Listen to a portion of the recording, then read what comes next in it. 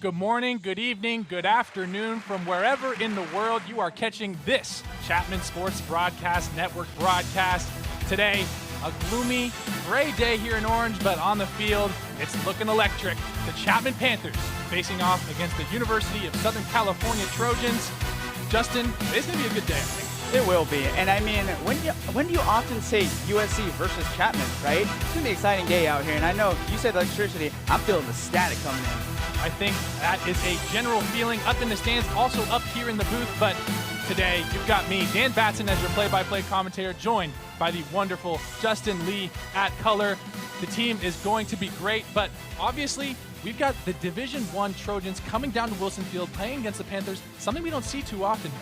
Right, and that's very much so. Division I club lacrosse. We get to have a great treat out here for sure. They both played Minnesota over the course of this weekend. Chapman got the victory. USC actually got their first victory. They were off to a really rough start this season, 1-5 to start out, and they finally got that win. So they're trying to find that new groove, just like Emperor Cusco in that Disney movie, and they've kind of found it so far. So they're coming in here with a lot of that momentum for sure. Yeah, but obviously, like you said, a slow start for the Trojans, but a rapid start for the Panthers. Let's take a look at some of those SLC standings and see where the league stacks up. And obviously, we were talking about it. We're talking about teams like Chapman starting off undefeated. San Diego State, of all people, starting off undefeated. But as you can see, conference games just now starting to ramp up now. Right, and it's early, right? The only couple teams that really have played conference is UCLA, USC, and Arizona. Arizona having the best of that, so that's why they're right at the top right now. Chapman plays that first one as well so far in the SLC conference. So we're going to see by the end of today, when the smoke all clears, who's going to be up there, and I'm sure it's going to be either Chapman Panthers or USC. Well, we're talking about club teams. We're talking about the SLC. We have to talk about the fact that your donations to this team is what makes them be able to play at such a high level. You're going to see the QR code on your screen now. If you'd like to make a donation, you can do so here live on the Chapman Sports Broadcast Network. But these guys, they're just amazing players. They're student athletes. They work so hard for this club team. That's right, and obviously they can't be considered affiliated with university. They have to play club sports, but they want to be a part of Division I. So that's why you see teams like UCLA, USC playing against each other, and they need a lot of support because they don't get a whole lot of funding from the university. So check out that QR code if you want to support the Panthers. And how can we not talk about the sport if we're not going to talk about some of those key players that are going to be making an impact on the fastest game on turf? Let's talk about USC first. Let's talk about the attack. Let's talk about our first key player, number 18, Antoine Motes. Antoine has got the lacrosse hair, has got the lacrosse look, but that's not what I see when I see him. I see a baller. I see a guy who's gritty, who's ready to go after those tough positions. 8 goals, 7 assists, 8 ground balls on today. That's what you want.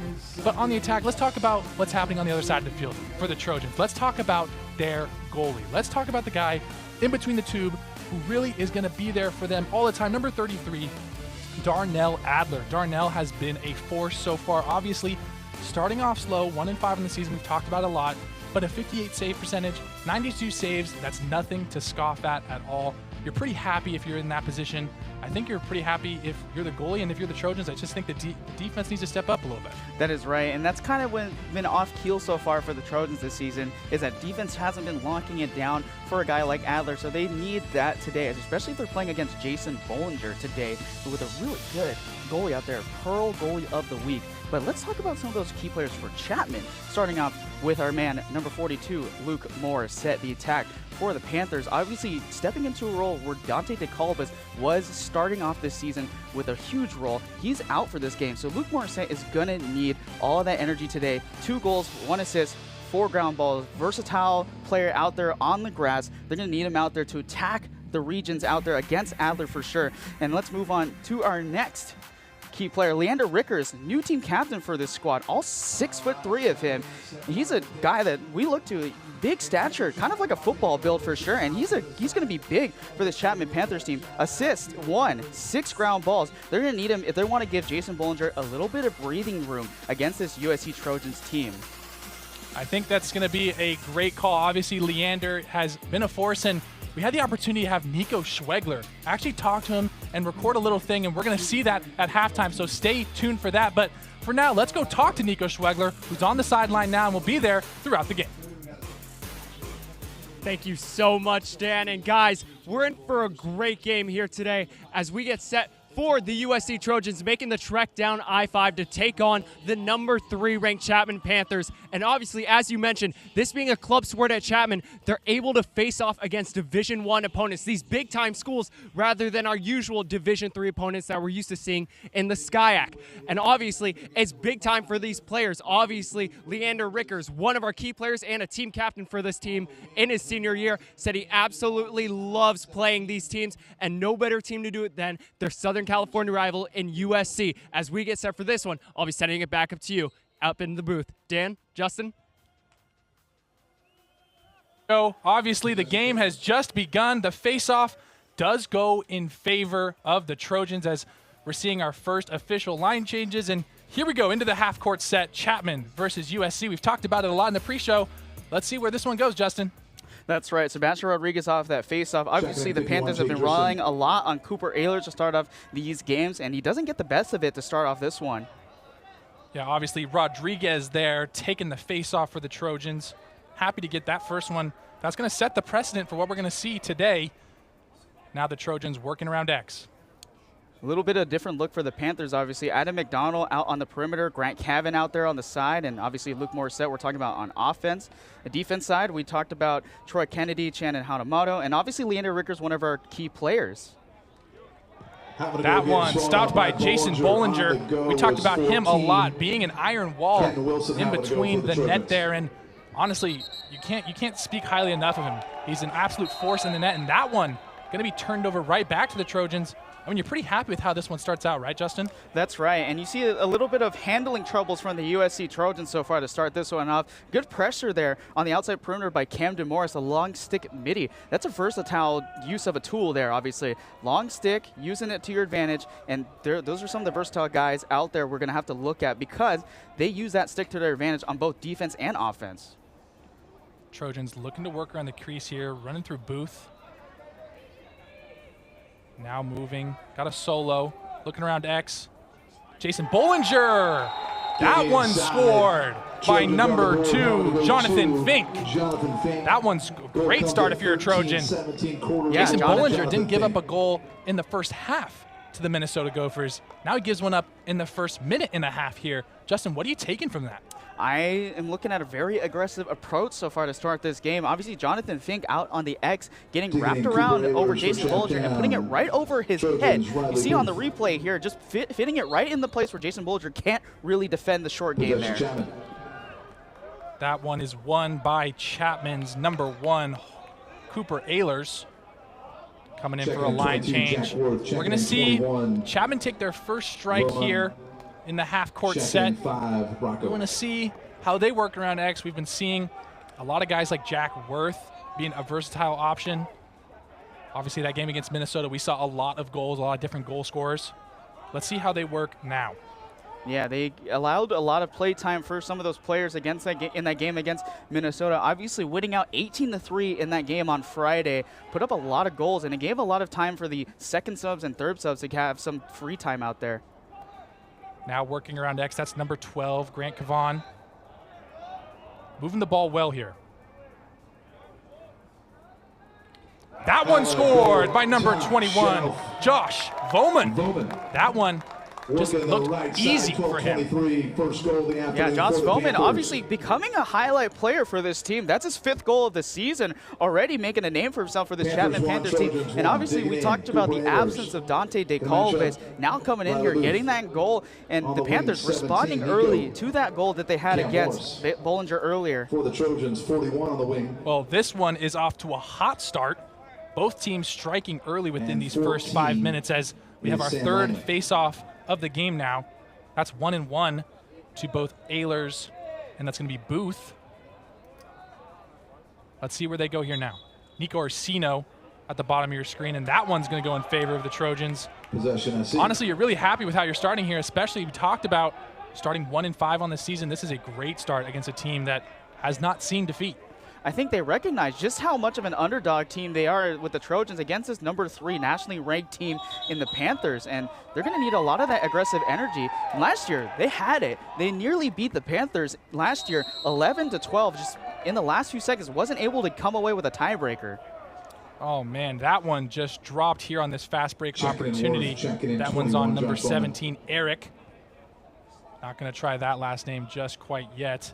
But Eric now setting up, and he's going to come off as the Chapman Panthers starting off in their half-court set again. We saw them strike first on their last time down. Let's see if they can hope to repeat it on this second as Rocco Reginali at the top. Yeah, Rocco Reginali, also an interesting player for this team as well. Sometimes wears 45, but 2 goals this season, 2 assists so far. And that one thrown away. Just another turnover here. The Trojans looking to try and make something work here. Obviously, want to capitalize on these Panther mistakes early. You got to be thinking, what is Joel Callis thinking on the sideline? Well, I'm sure he's just trying to get his team a little bit more settled down and try to control that ball a little bit more. And now this one looking like a ground ball. This is a big play. That's picked up by the Panthers' number 42, Charlie Littleworth. And like we saw, we're going to see the same offensive lineup coming in, these shift changes, just like hockey. A lot of different players coming on and off. We want our best guys out there each and every time we get into this set. Shot clock now at 70. Yeah, this game's a fast-paced game. A lot of substitutions like you talked about, and we're going to see a lot of these substitutions, right? Wow, what a shot there from Charlie Littleworth. That looked like it was 15 yards out. Actually, that was Luke Morissette on the goal there. But like we said, one of the key players for this Panthers team, then they're going to need him for sure with Dante DeCalvis being out and Luke Morissette out there finally getting his goal. And we talked about him earlier. That's why we need that aggressive play from a player like Luke Morissette out there, one of the best scoring players on this Chapman Panthers team from a year ago. I am so sorry. I was looking at the wrong roster there. Luke Morissette, our key player, obviously scoring the goal there. Justin Lee picking up on my mistake is now the face-off again. Cooper Ehlers for the Panthers looking to take one home. And he'll do just that. No help needed. Cooper now pushing the pace. Yeah, we usually talk about the face-off, especially as a guy who wins the face-off, gets off the field quickly, but sometimes he can have a role out there to surprise the defense because face-off guys usually are kind of a mystery in this game. That is right, but Cooper does it quite well as he's won the last 2 now for the Panthers. The Panthers looking to do something now. Got Brueggemann out there, Walker Holden out there, Ben Neustriton out there, and then always talked about Luke Morissette. Now at X, number 12. Grant Cavan. That one buried by number 8, Ben Neustriton. Got to be happy if you're Ben there, obviously. Found his opportunity, doesn't hesitate, takes a rip, and buries it into the back of the net. Yeah, didn't have too much of a playing time last season, but now he's got more of it. We got a timeout here, but what a great shot there. Obviously, the bouncing shot is what works the best. We're doing the nutmeg against a goalie like Adler out there. And so far, you know, USC, they came up fast with that 1 goal, and now the Panthers have responded with just 3.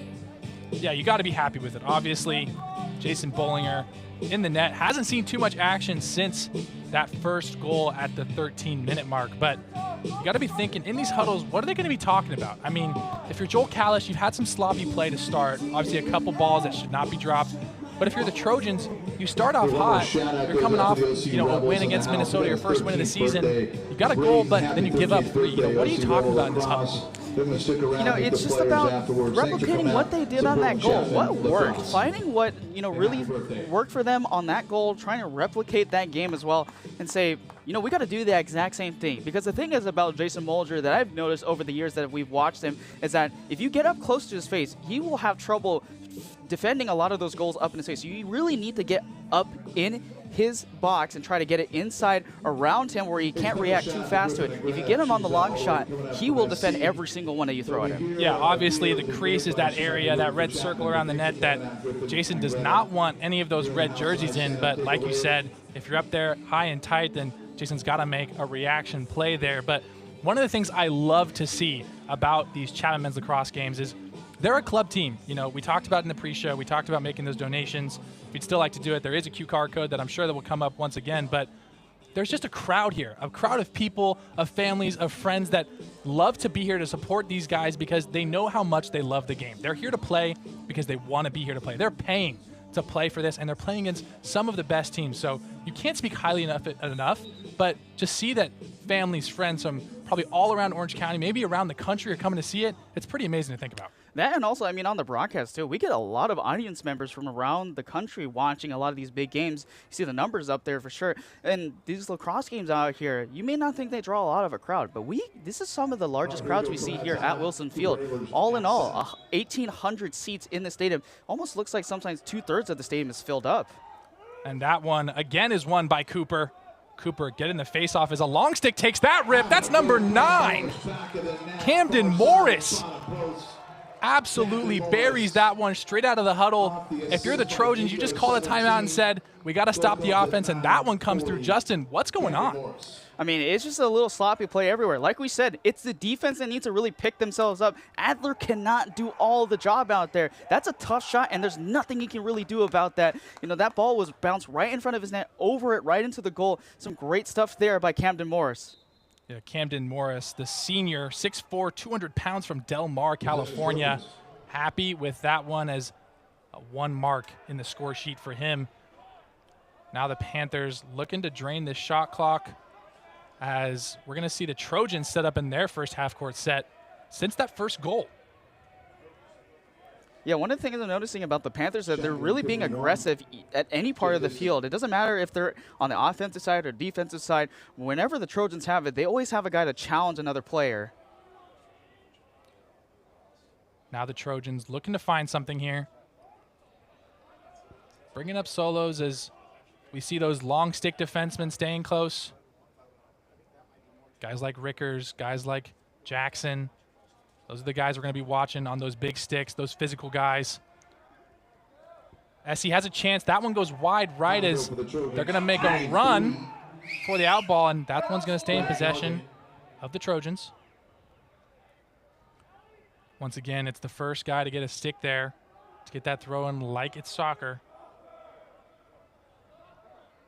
It's a very interesting rule with the sport of lacrosse, but obviously, it has to be a shot that goes right to the goal, and if it goes wide of it, then whoever has the longest stick out there, that's part of your body. So your stick is out there, you get that ball. Now working around X, the Trojans trying to find something, and that one is a shot clock violation. Don't see that too much when you're playing lacrosse, as you know, teams are trying to push the pace, but that just goes to show the defensive setup that the Panthers have, as now they're looking to go on attack with Morissette, Adam McDonald. Just some of the guys out there. That's why they're one of the best defenses out here as well. Nationally ranked number 3 with the defense. And obviously the Trojans, I didn't hear too much communication out there on the clock. Usually a lot of the guys on the bench will start counting down as that shot clock is going down. So Trojans need to get a little bit more communication to their guys out there to let them know, like, hey, you're running out of time. That one in close to the crease to number 12. Grant Cavan got Worth out there, got Vomand. Adam McDonald, like we talked about earlier. Luke Morissette. As now number 5, Rocco Reginali coming out there. This is probably their best offensive set they have. A little bit smaller on the size, but quick. As you can see, Rocco making a cut inside. Can't find anything there. And that's the name of the game, right? Shorter stature, but using those fast legs to get around and make quick strikes. Oh, that one wide left as now number 21, Josh Vomand, trips and falls, but will retain possession with 16 on the shot clock. He dove for the ball, even though the ball was nowhere near him. That's called effort. Now looking to find something, maybe taking a rip from farther out. That's number 22, but that is saved by Adler. But he is down. Looks like maybe he wore that one on the leg. Obviously, we were talking about it in the pre-show a little bit, Justin, but that hurts. That hurts a lot. It does, yeah. We were looking at, and I didn't even know this before, but they wear cups in lacrosse for the goalies. Obviously, like you said, that's a heavy ball. You don't want to get hit with that thing for sure in the wrong places. And right there, I mean, this is going to be a big hit to the USC Trojans if he's not able to stay in this game, obviously, with a lot of pain right now. Yeah, obviously, you're hoping on the sideline that he's going to get up and be okay. The trainers around him right now and everybody on the field taking a knee. Obviously, sportsmanship is key for these guys. The crowd has gone silent. And so we will take a moment to respect the time. Yeah, Darno Adler out there on the goal. Already had a lot of work put in for him today. Getting a little sip of water there, so looking like he's in good shape. But the next guy up would be Eli Pergola, who's just a freshman this season, like Darnell Adler. So that's a pretty young group out there on the goalie side of things. But only 2 saves to add to Pergola's name so far in the stretch of total of 6 games that they played. And it looks like Darnell Adler will take the top walk-off. And it will be, like you said, number 19, Eli Pergola, coming from San Francisco, California, the true freshman.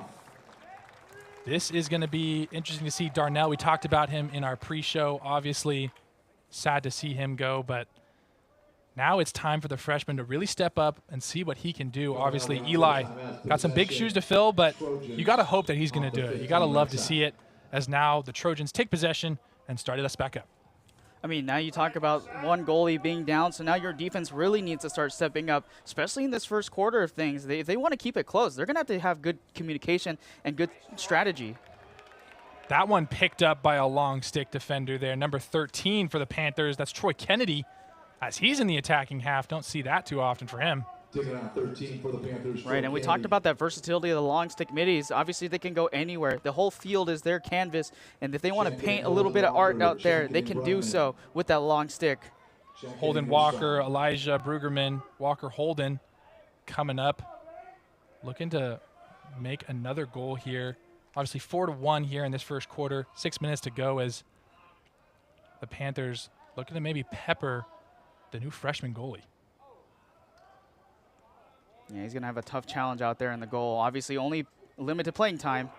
That one a little wide right there by number 33, McDonald. But the Panthers retain possession, gets the line first. Now number 12 with possession, Grant Cavan. Now to Morissette. Moving it around to Ben Neustriton and Elijah Brueggemann. For this team. And the last time we saw the Trojans setting up in their attacking half, I like to call it the shell when they're surrounding the goal, obviously took the entire shot clock last time. We're going to see if they can make something work here with just 48 seconds on the shot clock. Yeah, you got to communicate more. Count down that clock when it comes down to 10 seconds. Speaking of which, we also got Darnell Adler back out there on goalie, switching out. It's good to see him come back. Obviously, he just recently walked off from that apparent injury. Not too sure what happened to him, but he's back up as now the Trojans looking to find something. But the lockdown defense there from the Panthers, only 20 seconds on the shot clock now. Working hard on defense, 23 to Leander Reckers. And this is... Now it looks like another Trojan limping around, as it seems like a referee called that timeout on number 18, Antoine Motes. We talked about him in the pre-show as well. Obviously, we talked about him with his 8 goals, 7 assists. We talked about him being a gritty player. That's a harsh loss for the Trojans. Yeah, and again, with the key players, that's our second one walking off the field here. But obviously, good sign of Darnell Adler's back out there on the goalie side. But Antoine Motes, that's another tough loss for them. Another true freshman player out there limping a little bit off the field. Hopefully he can come back for this Trojans team, because he's going to be important if they want to keep things tight. And you got to be thinking that Jake Van Nostrand, the guy who is leading this Trojans team, is thinking, what can we do with these kind of new guys? As that one is picked away. A huge long stick defensive play, as now the Panthers will take possession because of that caused turnover. And we talked about him earlier. Leander Rickers with the long stick, getting right up in the face of the Trojans and not allowing them to get anything on that possession. Now the Panthers setting up in their attacking half. We'll see what they can do here. Obviously, you're happy with how this first quarter has gone, but want to keep the pressure on. This game is the fastest game on grass. Leads can change quick. Yeah, you're getting a lot of cardio out there for sure, especially carrying a stick like that. It's a lot of extra calories to burn. Panthers moving the ball well here, looking to play to their strengths. We've seen them running cutters, running around X. That one inside, just long as Luke Morissette will make it to the line first. Hey, I like the idea, though, of pitching it off to a guy like Adam McDonald and doing the quick transition game against a goalie like Adler for sure. Panthers looking for something here. Obviously don't want to settle for, like you said, a long rip. Now playing towards X. Morissette driving this offense. That one shot by number 22, Jack Worth. What a great shot there by Jack Worth with a little sniper shot. Everybody get down on the ground, getting it right in the goal, right above the right shoulder of Adler there. Tough to make that play with the net. I mean, we're talking about hand to stick to eye coordination. We're using the Pythagorean theorem out here. That's ridiculous. But what a great shot there from the Panthers. And again, really running it up the score against this tough Trojans team. Again, that goal scored by Jack Worth. One of my favorite things is our PA here says he is the pride of Colorado, as they call him here on this team, as he gets his first goal of the day. And now the Trojans looking to respond. Obviously, they've got their work cut out for them. 5-1 so far. As that ball is picked up by a Panther eventually. That's Nico Orsino, number 17. Believe it or not, that is the younger brother of my favorite Chapman football player, Gio Orsino, as that one saved by Adler. He just came right back into the game, and that's his first save back after that injury when he came off. Yeah, and Nico Orsino trying to do the quick game. He's done it a few times. We saw that against UC Berkeley as well when he got a few goals to add to his name. But obviously using that DB skills that he's got in football with that running ability and trying to get it right quick in front of Adler. I do like the aggressiveness from the Panthers so far, getting it back out there, but give your defense a little bit more of a rest. Yeah, obviously haven't seen too much of the Trojans in their attacking half this game, as that one's off the post. Jason Bollinger covered it well, but that one's going off the crossbar, as now the Trojans with 80 seconds on the shot clock, looking to make something work here in this last 2 minutes. Here's the thing about Bollinger. I mean, it's like the Matrix to him. Everything just slows down for him, and he can see all the balls in front of his face at any moment. That one goes wide. That was number 23, Grant Nelligan. And now they get another shot clock reset, ticking down the time. You know, if you're the Trojans, Justin, you obviously want a goal leaving here, but can you be happy if, you just run down the shot clock again? Probably wouldn't be. I mean, you don't want that type of play out here. It's just messy play, non-gritty. You got to really use that time, utilize it as much as possible, and try to tire out the defense, right? But you also have to understand that you're down by a lot of scores. If you want to get back in this thing, you got to kind of start building your way back up right now. That one's met by one of our key players, Leander Rickers, as now just 1 minute on the shot clock and game clock. We're going to see what they can do here. Obviously bringing on some new faces. Got number 1, Holden Walker again. But we're looking to make maybe one more goal here, as now the clock ticks down within the seconds. Maybe try to get one quick shot off of here before the quarter ends, and let the Panthers give some time as they go out into the second quarter with some good breathing room. Panthers looking for something here, playing around their shell, working their offense. That one's inside and scored. Number 33, Adam McDonald, puts that one in the back of the net for the Panthers. Now the score is 6-1. See, here's where that practice comes in between for the Panthers. That's the difference between a good program and a really great program, especially with Joel Callis behind the marks out there. Obviously, one of the longer tenured assistant coaches. This is his second season as a head coach, but he got Coach of the Year honors last year, having the Panthers get up there with a 17-4 record, going all the way to the semifinals but losing to Virginia Tech. But they practice those. A lot of those drills are just offloading drills. Oh my word, number 55, Michael Morrison, hailing from Newport Harbor, the sophomore face-off specialist, just took it all the way from face-off. You cannot get much better than that. You know what we talked about earlier? Face-off specialists being a mystery. Michael Morrison coming out here with that face-off, winning it, getting out there fast, now having his first goal of his career. I told you, they're special. They're special, and they never tell us. Michael Morrison winning the faceoff handedly and then taking it all the way to the crease as maybe jumped a little too early that time. The adrenaline pumping as now 10 seconds on the game clock. Yeah, you got Trojans a little looking for something. Yeah, you got a little excited there. You tried to toe the ball off like Toe Mater out there and wasn't able to make it so. And now the clock will wind down, and obviously you can see Jason Bollinger maybe saying, hey, we got to close that off. I know there's only 3 seconds left, but that will be the end of the first quarter here. Obviously, the Chapman Panthers got to be happy with how that first quarter went. Yeah, I mean, I'm sure you're extremely excited. You have a lot of breathing room now with a 6 lead against the Trojans so far, and we saw a lot of quick shots. And like we talked about, secret things coming about and coming true, and Michael Morrison making goals like that. I mean, this is so far. I can't say blowout yet because the Panthers have sometimes given up a lot of these leads in some of these games, but so far, really great action out there from the Panthers. We saw a little bit of a rocky start to start off things, and then they started piecing it together, and now everything's starting to come together. Yeah, I mean, you got to be really happy, but if you're the Trojans, obviously, you're entering this second quarter with a 6-goal deficit. Obviously, you're going to want to try and build that back until halftime, but obviously, what are you going to talk about during this short break that we have?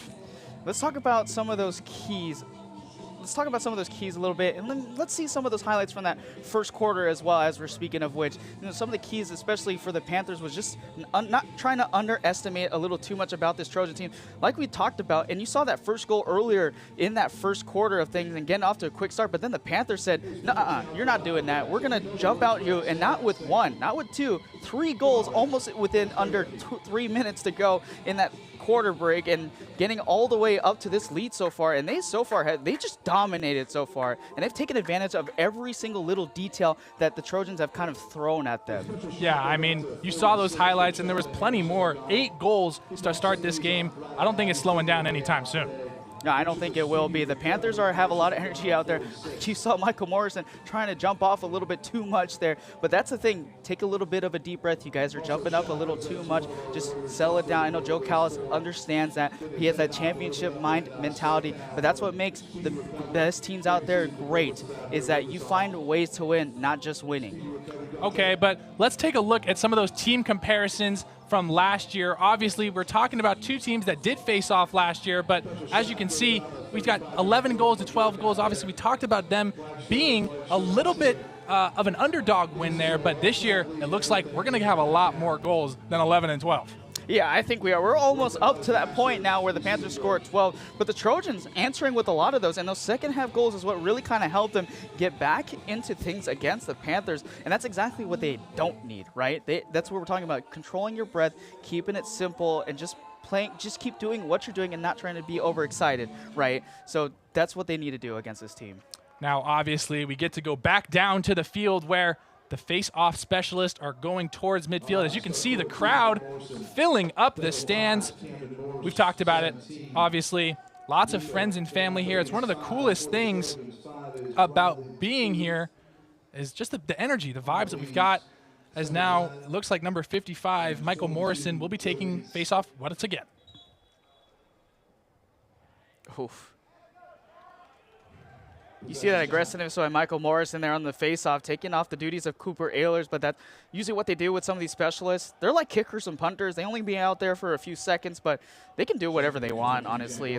If you do things like Michael Morrison did in that first quarter with that goal, you can do anything. That's right. And, you know, you're talking about kickers and punters, and, you know, some people say, oh, it's so easy to just go out there and do one thing, but it's so important to win these face-offs. Obviously, in a tight game, but even when you have the lead, you want to keep it. Yeah, those little moments, that's the ones that they control.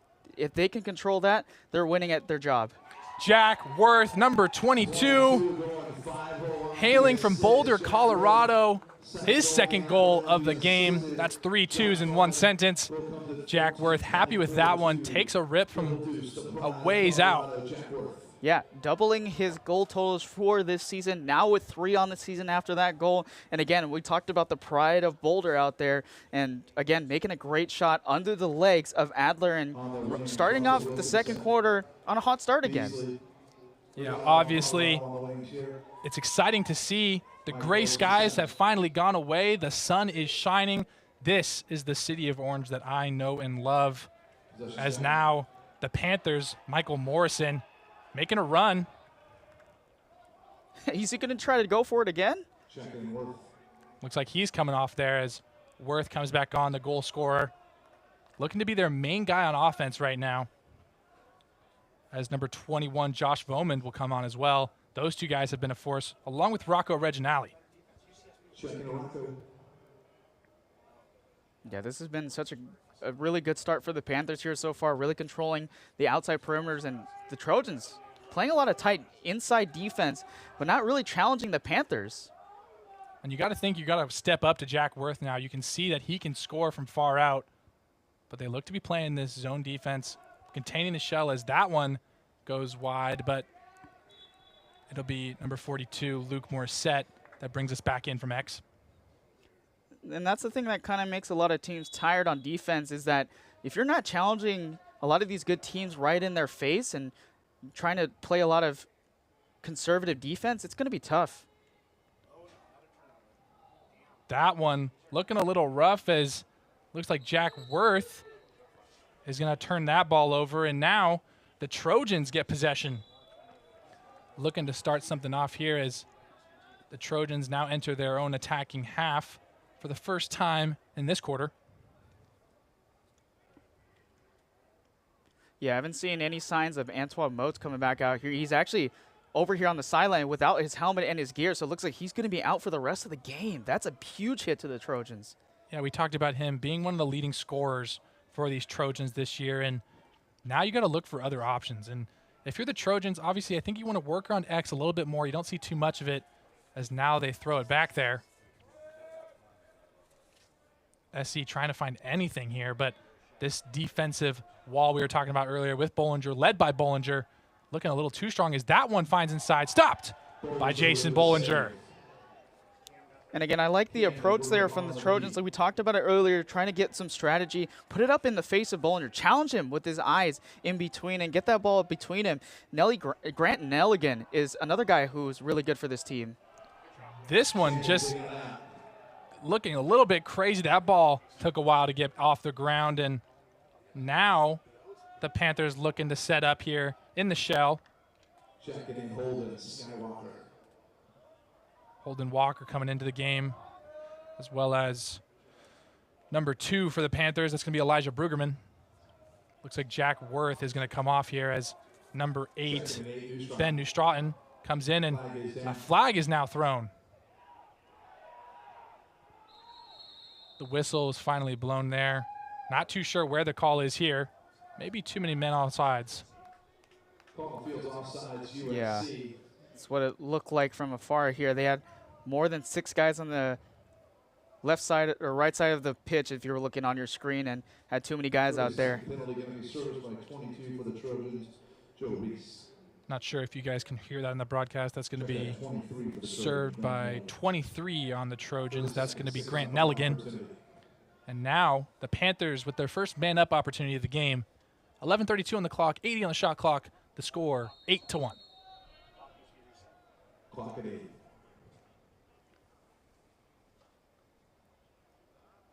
Panthers looking for anything here.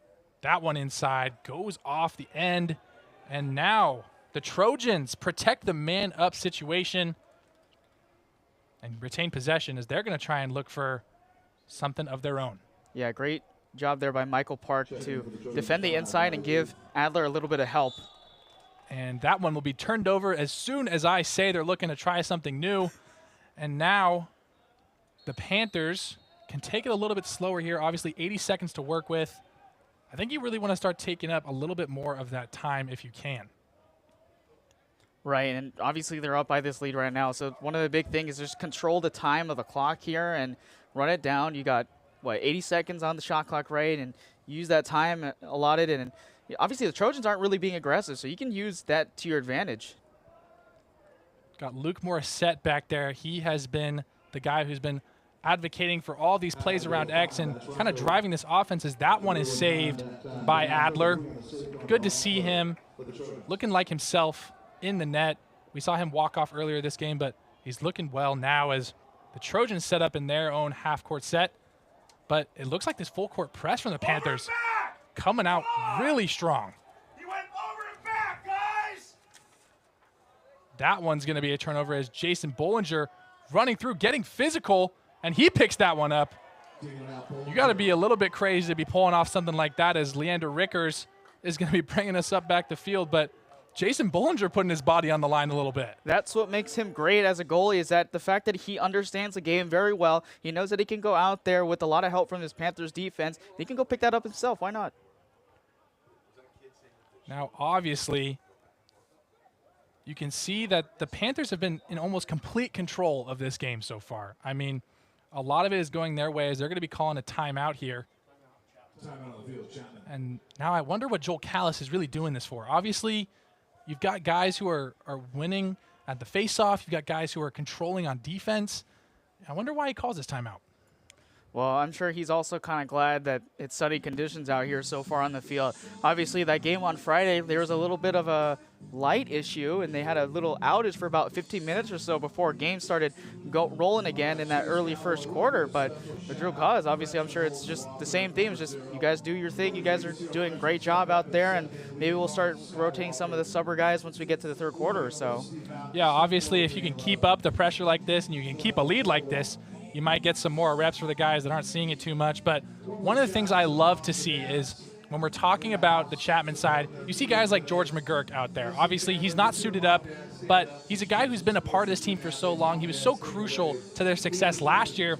To stay with this program and to show what it means to be a part of it, it just goes to show that this team is more than just a team. It's a family. As we see on this replay, an amazing goal there, but a stop there by Adler. He was out earlier and came back, and it's really good to see that he's maintained the healthiness and they're not putting that freshman out there. Yeah, it's tough. You're asking a lot for a freshman to just start out there, and especially in a Division I game like this. And I know that's a big stage for people, who are, especially for freshmen. This USC team is very young. A vast majority of the guys on their roster is freshmen, so they have a lot of years to kind of figure things out as they come through here and trying to, especially they're going to get some good experience. Against a good team like the Panthers, they'll know what championship mentality looks like. And you talked about George McGurk, right? Obviously the 5th national highest points per game guy out there. But, that question was, what are the Panthers going to do without a guy like that? But that's what makes great teams great. Tom Brady can't do it all himself, right? He has to have a really good team behind him to make it out there. Aaron Rodgers, right? Why doesn't he have more Super Bowl rings? Because he didn't have a great defense, So it's about that team mentality and having a good relationship, family build, and that's what Joel Callis establishes. Yeah, I think that's some great analysis. Is that one is ripped a little high there. That's Elijah Bregman. He will now reset the shot clock as Luke Morissette drops that one. A couple dropped passes here for the Panthers has been a common theme we saw, especially in the first quarter. But now that one, trying to find something inside. Holden Walker is an interesting name that's out there now. We talked about some of those subs they want to try using now. Well, a great save from Adler there as that one bounces up high, but now it'll be a Trojans possession. That's a great save from him. That's 2 big saves back-to-back there for Darnell. That was like a veteran kind of move there from Adler out there, and we saw that from Bollinger as well, going out there and taking it himself, putting his body out on the line. Now the Trojans with a bit of a fast break opportunity. That shot goes off one of the posts and goes off to the left, as now the Trojans can set up. You see Antoine Moats over there on the sideline. Even though the gear is off, he is clapping. He's trying to get his team active. Yeah, he's got a bag of ice on his right leg. It looks like he might be dealing with like a small hamstring injury. But yeah, if you're a captain for this team and obviously one of the top scorers for the team, you want your guys to be successful. And obviously he's out there showing, if it's not on the field, it's on the sideline showing out for his team. Saw Luke Morissette try to break something up there at the half-court line. Can't walk over that 50-yard line for our viewers there at home. He's one of the attackers. Got to watch your numbers. Don't want an offsides call. Is now the Trojans working around X a lot more, as I've been seeing. Right, one of the things, you can't have more than 7 guys on the attack side of the field. So we saw that call earlier in the game against the Trojans, and here we are. Ooh, that one stuffed by the Panthers. Number 6, Charles Beasley. But the ball's still loose. Finally picked up by team captain Leander Rickers, who is absolutely pushing the pace, looking for an option. The long stick defenseman pretty far from home. And that's one of the things the Panthers excel is those fast break points. You see that a lot. We saw that from Nico Ursino and including Rickers earlier, like we saw in that first quarter of things. And trying to get that if the MCLA recorded those fast break point stats, I'm sure Chapman would probably be in the top percentile. Yeah, they're obviously big fans of pushing the pace. You got to think that comes from the head of this all, Joel Callis, is Jack Worth, trying to work solo. Had an outstanding game on Friday. Had the opportunity to watch in the stands as that one is saved by Adler. You got to be happy on the defensive end now. Obviously, holding the Panthers to just 1 goal in this quarter after the 7 goals of the first. As that one is dropped by the Trojans, you got to think maybe the pressure is building. That one, a one-on-one situation, and he is stuffed just in front of the crease there. But now the Panthers set back up in offense after some great defensive stops. Oh, the Trojans were in big trouble there, but credit to the Trojans defense for getting back in time and allowing their guys to reset and being aggressive and just holding this. Like I was about to mention, you know, they're kind of putting things together a little bit, and then they dropped that ground ball, obviously, and now we're back out here. Oh, we got a broken stick on the field at the 45-yard line. That one buried. Number 42, Luke Morissette, a key player for us here at CSBN, a key player to the success of the Chapman Panthers in this first half. Shout out to Luke Morissette, obviously. We talked about him running the offense, but he's been a weapon to use as well, scoring 2 goals now. Yeah, being one of those top players now for this team with the absence of Dante DeKalb is not out there. And you check back on that replay from that shot earlier. Nice little leap shot over Adler, getting it right into that place. We've seen a lot of those bounce-off shots from the ground so far this game. Michael, number 55, winning that one. Michael Morrison. He's been a pretty reliable guy at face-off here a couple times for this team, as now, once again, we're sending in the attacking shift. 0, Holden Walker. Number 2, Elijah Brugman. Number 8, Ben Neustraten. Sometimes you'll see Jack Worth out there, obviously. Morissette, we've been talking about him a lot. Grant Cavan, working X now.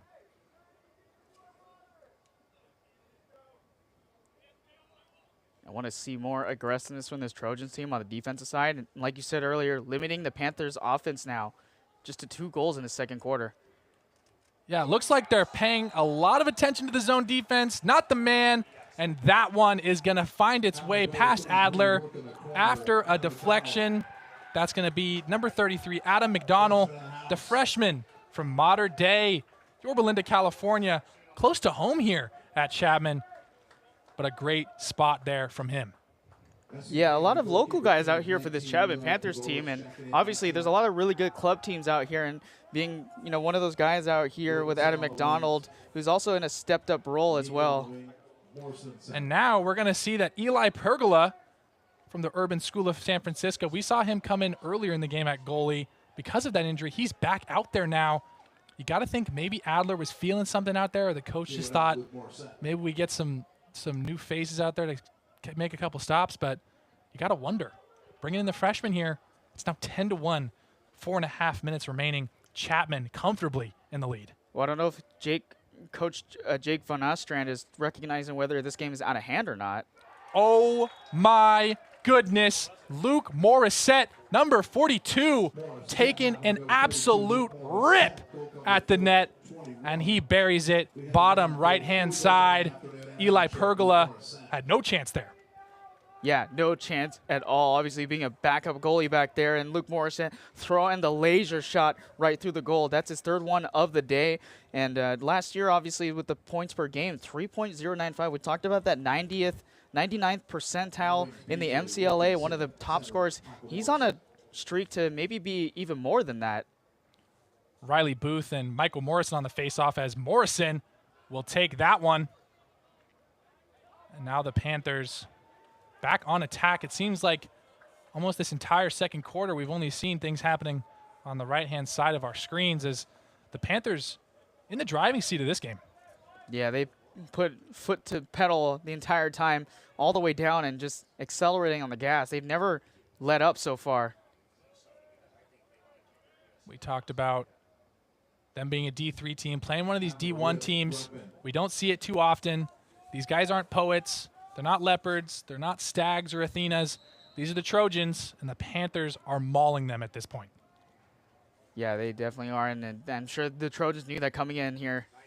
Wow, through the legs.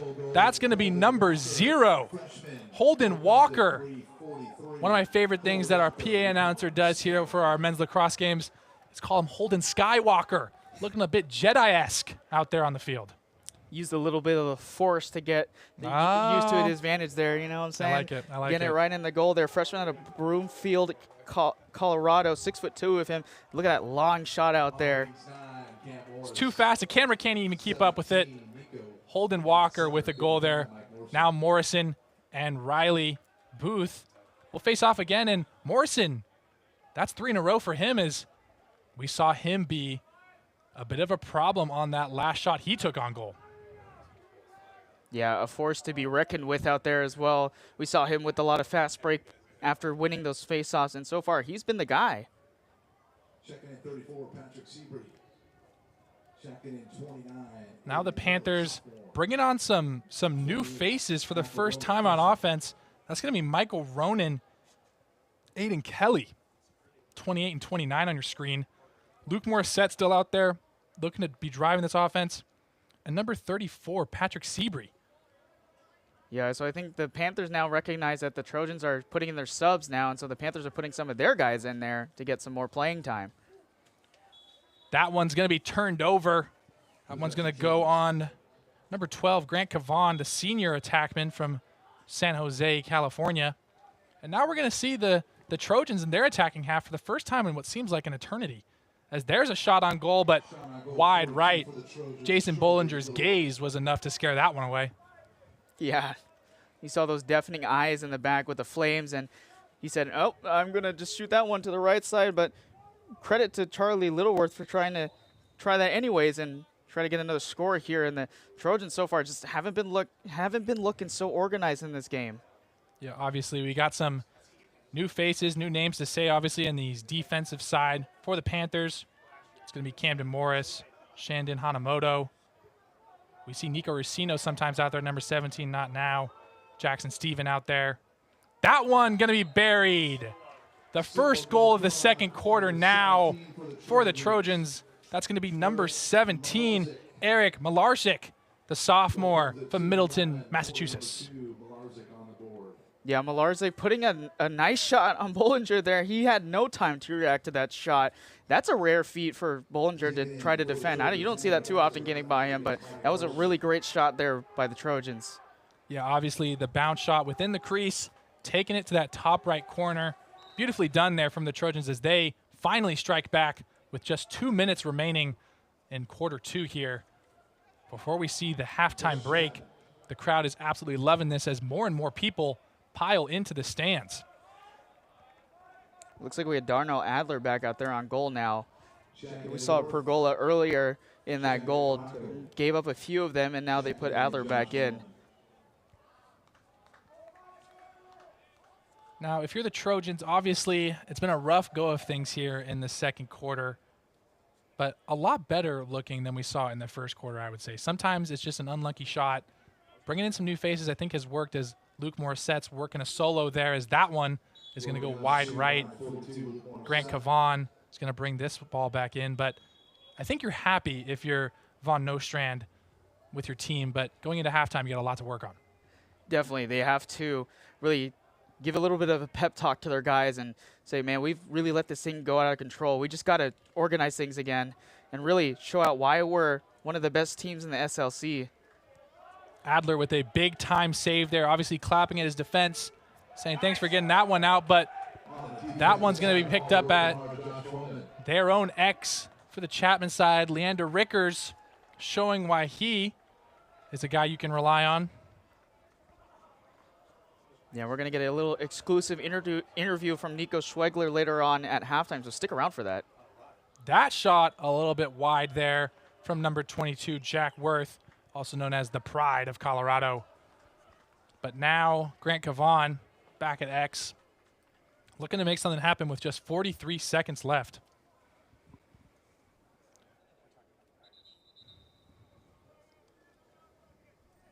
Grant Cavan looking to be just waiting for the call from the referees. Seem to be chatting about something. I think they're fixing the shot clock right now to 6-0. It's at 57 right now. Or might as well just turn it off because it is 42 seconds, obviously. It's right. You know, usually you do that in basketball or something like that. You just worry about the game clock, but, you know, something about it. Something about those fangled devices. Looks like the Panthers are going to be taking their time here. Jack Worth backing up almost to the 35-yard line.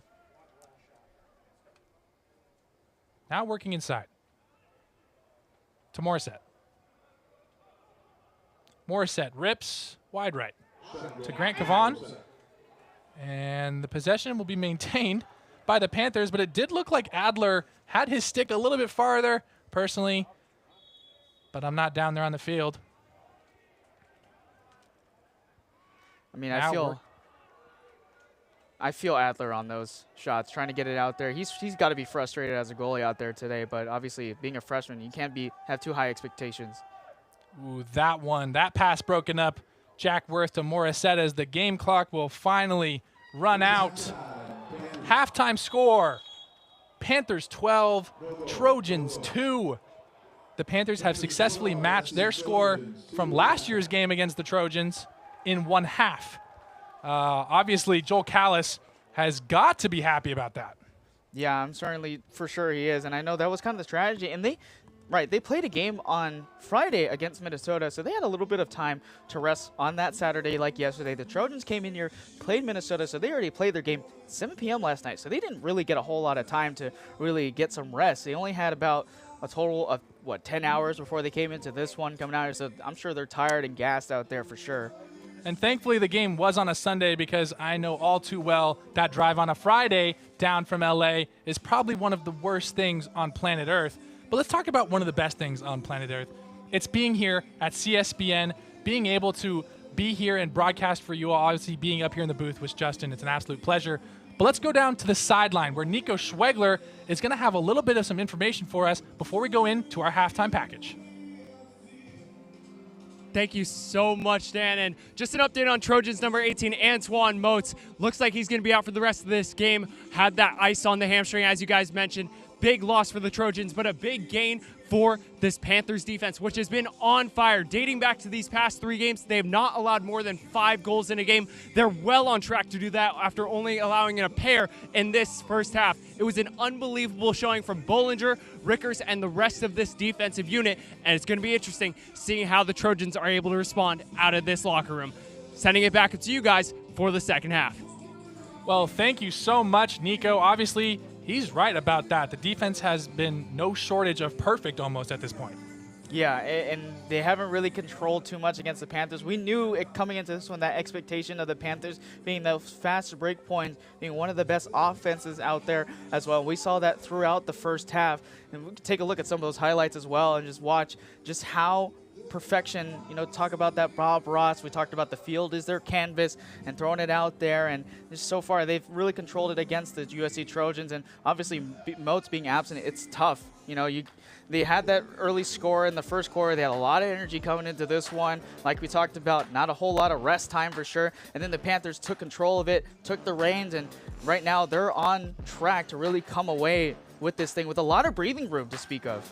Yeah, obviously we've seen a couple guys be really strong. Luke Morissette, we've seen guys like Jack Worth putting balls into the back of the net, and obviously some great saves from both goalies, Bollinger and Adler. But I want to talk about one of our key players. Obviously, Leander Rickers. We've said his name a couple times during this broadcast, but I think we're going to see a lot more of him in the second half.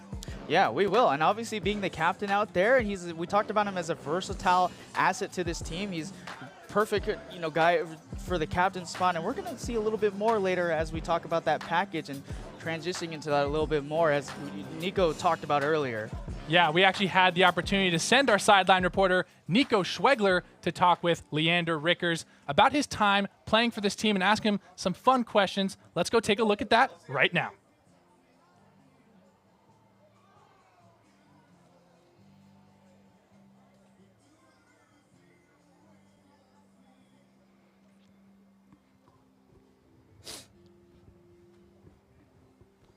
What's up, y'all? My name is Nico Schwegler with CSBN, and today we're with Leander Rickers, one of the senior captains for this year's men's lacrosse team here at Chapman. Leander, how you doing so far today? Good, having a great day. We're just going to keep on moving along because we got some more fun questions lined up for you here today, Leander. Let's keep going, guys.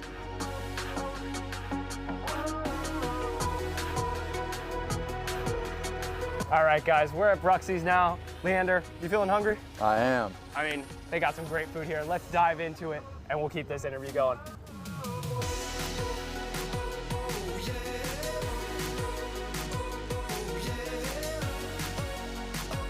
We'll just get into your life story, kind of what led you to Chapman and what led you to lacrosse in particular.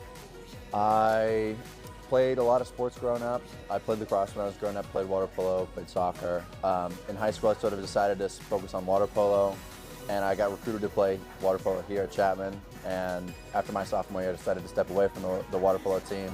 And I lived with a bunch of lacrosse guys, and they invited me out to the team, and I said, I played this when I was growing up, it's sort of a good group of guys, so I tried out, made the team, and now I'm sort of here as a senior. So I have a strong work ethic, and I worked every day, and I know the success and the history that this team has brought, so I want to sort of add to that. Trying to spend as much time with teammates as possible, since I know it's my last semester here, and I'm just trying to make the best of every moment I can.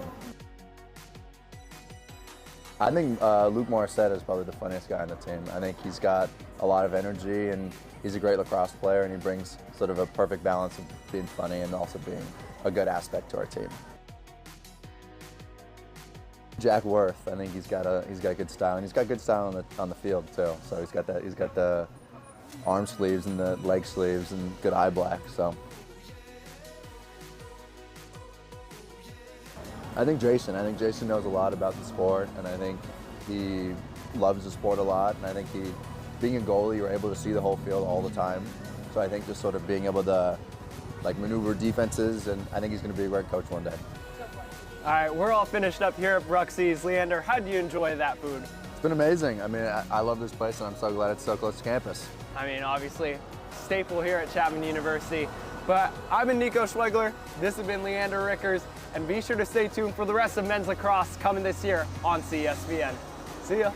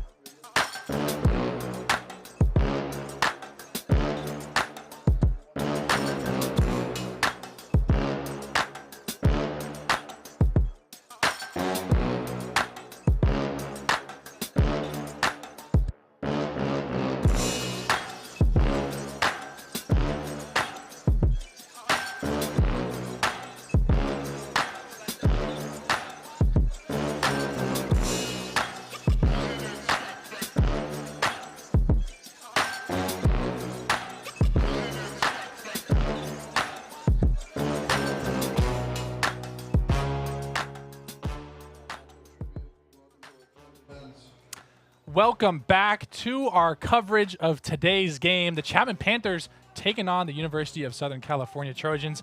I'm Dan Batson, your play-by-play commentator, joined by the wonderful, the amazing, the talented Justin Lee. Justin, thanks for joining us once again. Obviously, we've got a game on our hands, but the first half was all Chapman.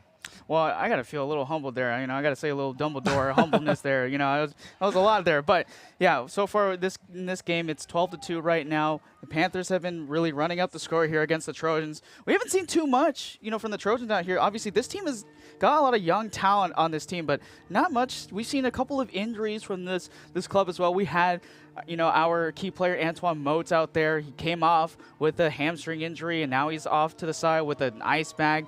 They got to really figure out how to rally together and get this team going. And I know Coach Jake Van Ostrand has that experience as a head coach to be that guy. Yeah, and obviously you can see him there, Antoine Motes, probably talking with an assistant there, but we're going to get right back into it. We've got another entire half of men's lacrosse to play. The Panthers taking on the Trojans. Like I said, it's now 12-2. 30 minutes of game time. The face-off, Michael Morrison. Riley Booth, here we go. Michael Morrison winning that one. Ball still on the ground, and Michael Morrison finally picks it up. Now the Panthers have some options. Line changes first. And so now they're going to take it a little slow here now, especially starting off in the second half with number 33, Adam McDonald. I thought he was going to go towards the goal, but just a lot of time for his guys to get off and make some substitutions. And I think that's what's going to be what we're going to see a lot here with the Panthers now. Obviously up by a lot. It's just killing the clock. Yep, obviously we got some of those faces that we're used to seeing out there. Rocco Reginali, Luke Morissette, Josh Vamond, obviously Jack Worth, and of course number 33, Adam McDonald, Grant Cavan as well. Those are our attacking guys at line. That shot by Rocco is a great save by Adler, but the ball's still loose on the crease. Now he finally takes it. And here we go. The Trojans now looking to push the pace. Great defense by the Panthers so far. Bringing out a long stick midi. Just trying to make life hard. That's number 9. Camden Morris ripping in to the Trojans' attack. And he's going to come off. That's number 22 for the Trojans. That's Joe Reese, the junior. Yeah, he's coming out. And also, number 33, Adam McDonald just walked off limping, and now he's down on the ground as well.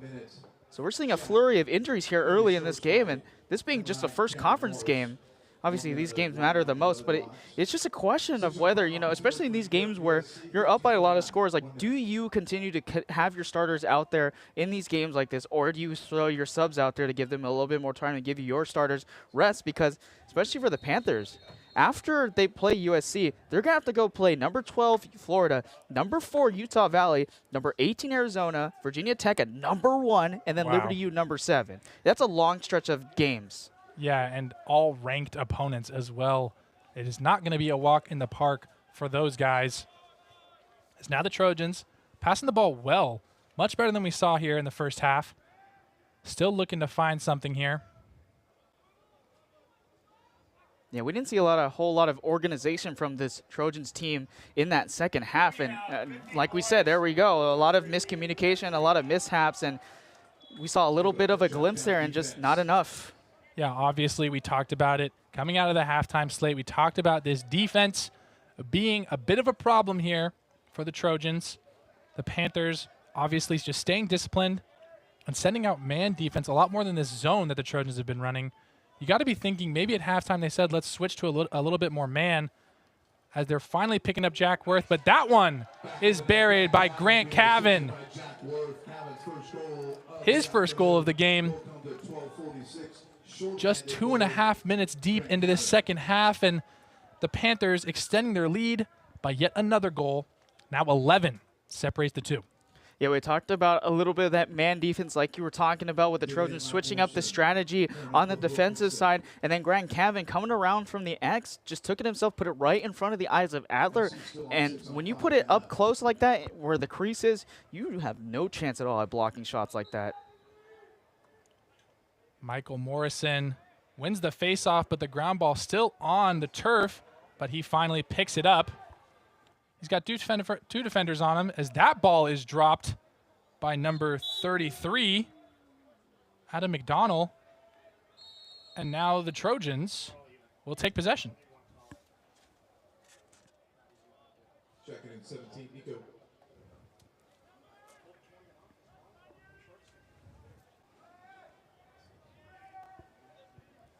And so far, we just haven't seen too much from this Trojan team to get something going here. And obviously, they're down a couple of their key players as well. So, you know, we're looking for some guys out here to really step up with this young freshman team and the Trojans. That's right, Justin. And now, what a run here from the Trojans. Trying to find anything. That was Grant Nelligan. We saw him leave a little bit earlier, but he's back. Now number 6, Hudson Beth, as he will score that one. A great goal there. Cuts around the crease on X and finds a way to bury it on the right-hand side for him, left side of Bollinger. Yeah, how about that effort from Hudson Booth on the outside perimeter? That's his second goal of the season, a freshman midi out there and diving for it and making an effort.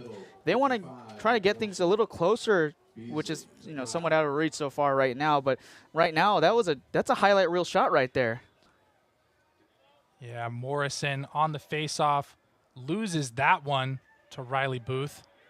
As we're getting physical a little bit more now, especially these long sticks, looking to keep it high and tight, but physicality definitely plays a factor here. Yeah, be careful Trojans. of wild broken sticks. I saw some broken sticks earlier in that second half on the ground. Cutting inside, tries to go over the top of his defender, but Jason Bollinger hugging that right-hand side or left-hand side of the pipes. That one goes right. Here's what I like from the Trojans, especially just take more shots. I think it's an okay thing to take more shots on the goal, even if you miss. Your guy out there that's at the X, he can go get the ball, and that's yours. Ooh, that one buried by number 51 from the Trojans, Jake Diston, the freshman from Miramonte High School, Orinda, California. What a shot from him. Jason Bollinger, maybe a little shaken up after that first goal that kind of broke this kind of stalemate for them as they are entering the second half with 2 goals now, matching their first half amount in just 4 minutes. Yeah, I like that shot from Jake Diston there. Now that it's his 4th goal of the season and really challenging. Bollinger is kind of flustered a little bit so far, but that's a rare sight to see. That ground ball picked up by the Trojans. Face-off won by the Trojans. Let's see what they're trying to do here, as now the Trojans seem to be playing with a little bit more energy, as it looks like Steven Jackson, if I'm not mistaken, picking that one up and taking possession back for the Panthers. Yeah, Steven Jackson, we haven't seen him too much in this game and making a great defensive effort there against the Trojans players. One of the other team captains for this team, his nickname, Gator. What a nickname, Gator, what a nickname. Now we're in the half-court set. We have seen so much. And we're just out of it, just like that. Seems to be a penalty called there against the Trojans as that ball is cut loose into the possession of Panthers number 9, Camden Morris, and he drops it. I mean, we're just trading it back and forth here as the whistle blows. Now the Trojans in possession in their half-court set. Just trying to make peace of what you were looking around there, and everything was just out of wire there. Yeah, a little confusing there up to see here in the booth, but we are now hearing that the face-off specialist, Cooper Ehlers, may be missing the rest of today's game.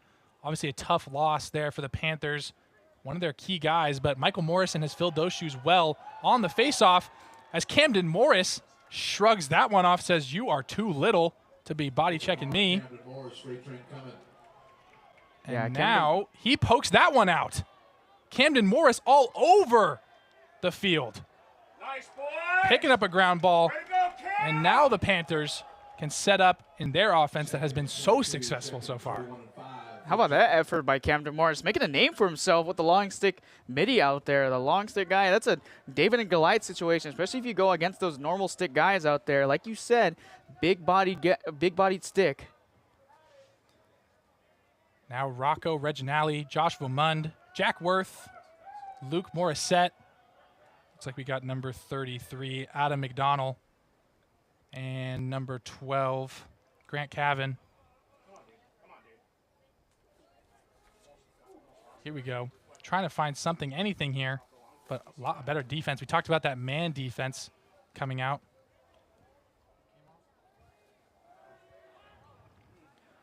That one scored by number 33, Adam McDonald, off the assist from Luke Morissette, one of our key players. We are also hearing that number 20, Mikey McCarthy, the sophomore from Northfield, Illinois, is coming off of the game. Seems to be holding that hamstring.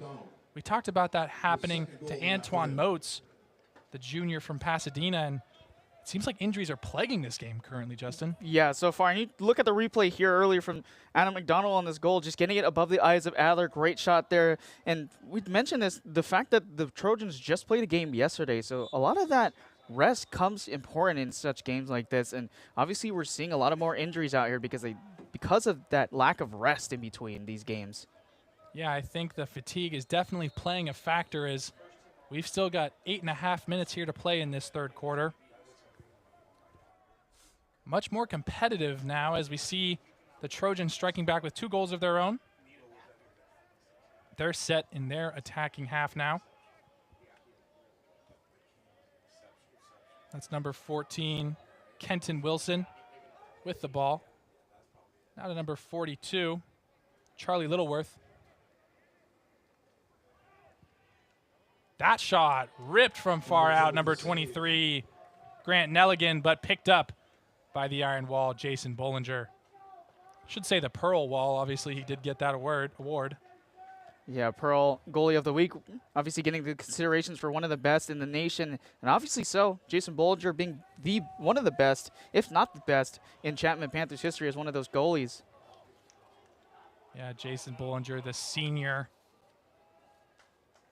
from Yorba Linda, the hometown hero, you might say, as now the Trojans look to push the pace of play. He's got a man open, but decides to take it solo, staying upright. And now the whistle blows as the Trojans take a timeout. I think that's an interesting call there from Van Nostrand, I'm sorry, to take a timeout when you're, it seemed like almost a man up on that pace. Yeah, they had pace to go for a shot there on goal, and then obviously they called a timeout there. Interesting play here by Van Nostrand, but I think the strategy here is just resetting their guys and saying maybe we need to take a structured approach here. We see that sometimes in basketball, especially when your players are out of line, you want to reset your guys even if you have the possession. Reset the possession because you will start with the ball obviously after the timeout and then attack Jason Bollinger on the outside. Now obviously he's maybe talking about some different plays there. Now he goes, and then we can see Rickers taking the helmet off, walking off to the sideline a little bit. But yeah, we were talking about it earlier. We're talking about the fatigue, talking about the injuries. Obviously, Antoine Motes and now Mikey McCarthy both dealing with hamstring injuries. You got to think those are some of the guys that you're looking to go through on offense, and now they're gone. Maybe that's why you take the time out there. Maybe you want to talk about, some of the guys who haven't had as many touches. What do you do in this situation? Yeah, and they're trying to figure themselves out, too. Like we talked about at the very beginning of the broadcast, is finding that new groove. Like, they found that new groove yesterday against Minnesota. They won in a very close one, 10-9 in that game yesterday. And obviously, they're going to be looking for that new groove. This freshman team, it's a lot, especially with the youth out here. It's tough when you throw them in these situations, especially in Division I sports like this. Yeah, obviously, we did see Leander walking away from the defensive huddle there, separating between defense and offense. Got to wonder maybe where he's going. Maybe he's feeling some of those same injuries we've been talking so much about today. I think one of the things that we've been noticing is that hamstring injury. We talked about it with the injury with USC. They're running around the field a lot out there, so that hamstring kind of comes into play a lot when you're running. across the field multiple different times.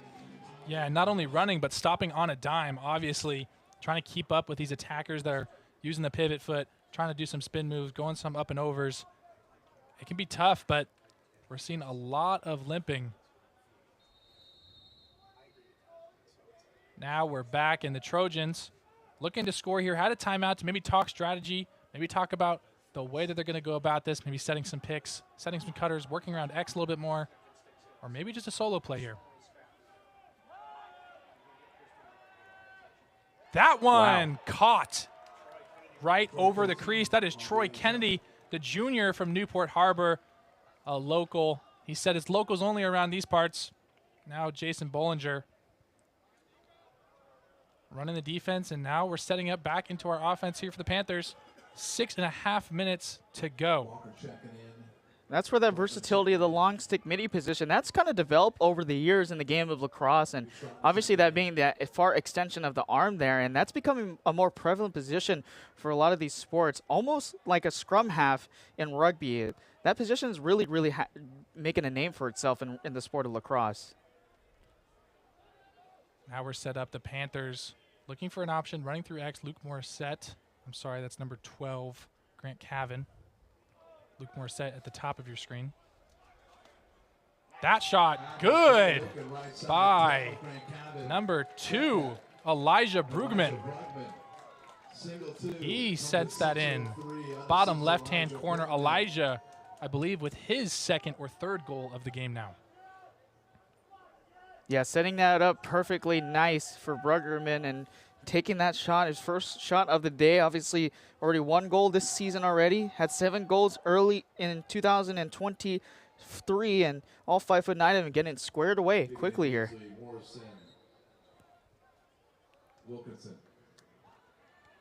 Morrison going to win that one once again. Cooper off the field for the Panthers. He has taken his job as the face-off specialist and absolutely dominated there. Now, the Panthers yet again on the left-hand side of your screen, attacking left. Seems like we've seen it almost all too much today. Now number 29 for the Panthers, taking it solo. He says, let me do it on my own. Aiden Kelly from Corona Del Mar adds to the Chapman's goal tally, making it 15-4. It's a big job there from Aiden Kelly.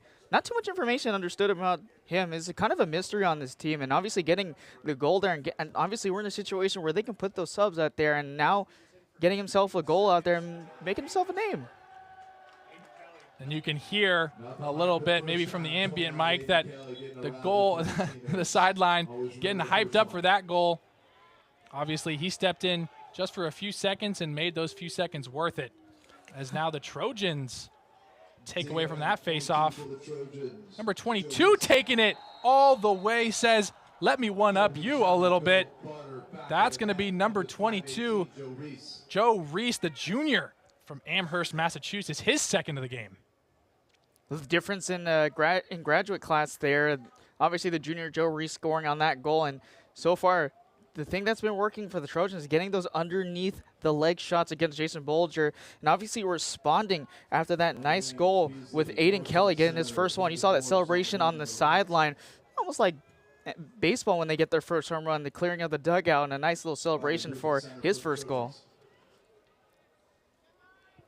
That face-off going the way of the Panthers as Camden Morris picks that one up with the long stick. We talked about him being in the midi position, listed as a defenseman, but we've seen him on the face-off a lot, playing around midfield. And it's nice to have him there. Obviously, he's a physical player, big player, especially against this smaller Trojans team. But now the Panthers taking their time. I like the way they're doing this. Obviously, you've got quite the lead. You know, these can change quick, but 11 is quite the margin to bring it back. And I think taking your shot clocks here is a great strategy, probably running through by Callis. Yeah, they're pushing it a little too much there on that attempt and trying to pass it over to other guys out there, such as Michael Ronan, who also just checked in earlier, getting a little play time here. And Obviously, the Panthers are trying to give these guys some more extra time to be out here. But historically, between these two squads, the Panthers have kind of had the upper hand. Out of the last 10 matchups in their history, the Panthers 9-1 against the USC Trojans. Looking to keep it that way today as the Panthers get another shot on goal, another ball into the back of the net. That's going to be number 34, Patrick Sebri, the freshman from Lafayette, California. What a legend. The true freshman coming out at the midfield position. Absolutely burying that one behind Adler. Got to be happy with that, as now the lead is up to 12. Yeah, we saw Aiden Kelly get his first goal of the season ever as a freshman. Now we get Patrick Sebri, a freshman, getting his first goal as well. Nothing like the first, as the announcers say. You can hear the sideline doing it once again. That first goal celebration. You got to be happy with it. I mean, it's only good vibes today. The sun not quite out as much as it was before halftime, but there's no rain. So, I mean, we can't be too mad about it, right? Yeah, and usually that rain plays a little bit of a factor with the ground ball game, but so far we haven't seen too many drops of water out here on the field, and not too much. But the clouds hasn't really come together to give us that gray color of the sky. Trojans now in their attacking half for the first time in what feels like a bit 5 minutes. Looking to make something work here, though. Already more goals in this quarter than the entire first half. Something is being done right after the halftime discussion. Yeah, rightly so. And using a lot of those younger guys as well. We've talked about it multiple times here in this third quarter now. Just giving them some opportunities, and so far the Panthers have just been able to control these USC Trojans. That one stuffed up by Rickers, the long stick defenseman who we got to hear from at halftime with Nico Schwegler. We saw him leaving the huddle a bit earlier, but he's back out on the field. Now number 6 for Chapman. That one just off the side of the net. That shot coming from number 6, Charles Beasley, the sophomore from Denver, Colorado. Now the Trojans back in their attacking half. Looking to make something work here with just 2.5 minutes on the clock. That's some really great awareness there by the Trojans to control that ball there. Why not get some last half shots here going through? Grant Nelligan there trying to make something work, but didn't quite get it there as that ball was sent wide. And now a timeout there from the Trojans. And you got to be thinking now, taking a timeout, 2 minutes left in this quarter, obviously a whole nother quarter to play, but you're down 12. You got to be thinking, what is Van Nostrand saying in that huddle? Yeah, I mean, obviously they have a lot of winning experience. 2-1 in the playoff record for Jake Van Nostrand's sheet there. 1-1 tournament record for the SLC. He's a 2-time national champion with Gettysburg College in Division III, 2-time All-American. So he's got the experience and the level of process to be able to take these things.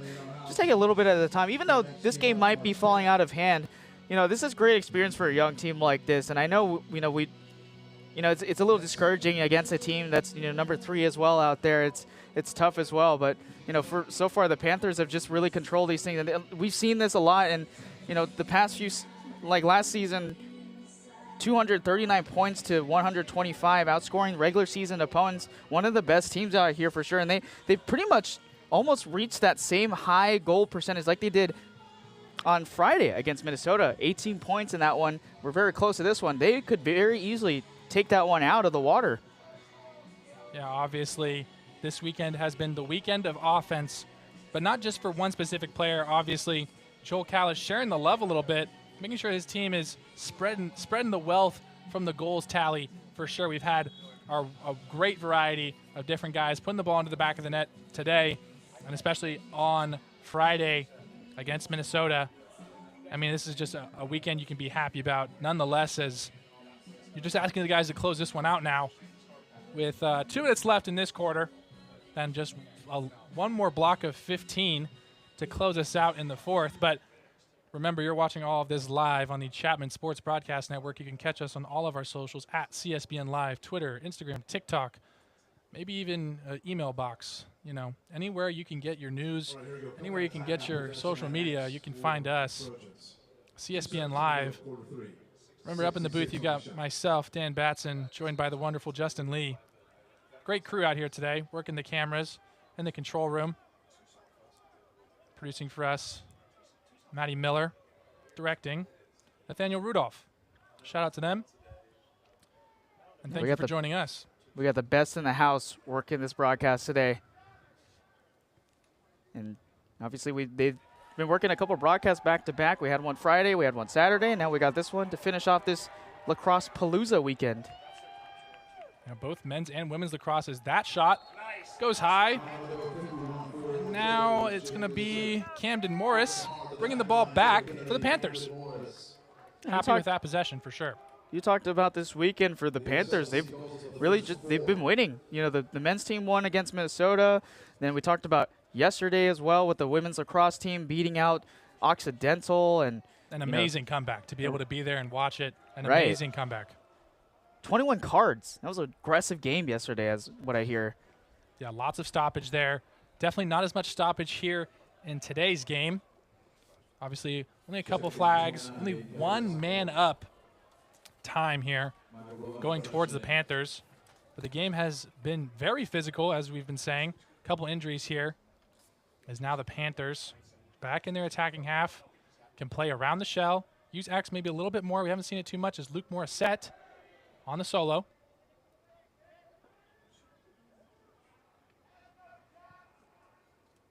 Panthers working inside.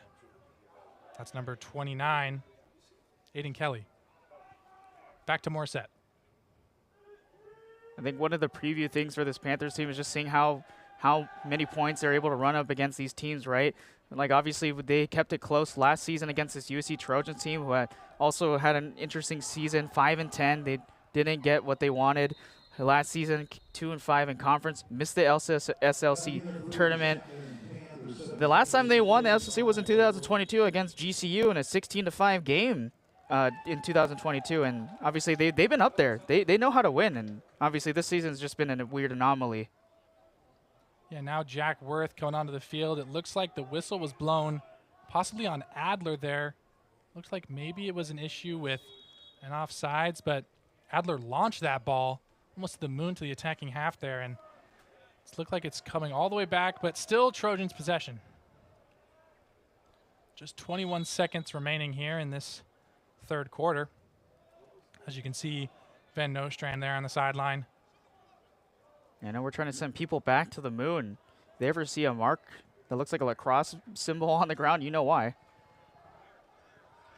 Now the Trojans set up. That shot saved by Bollinger as the time will run out, or almost run out, just 0.4 seconds remaining.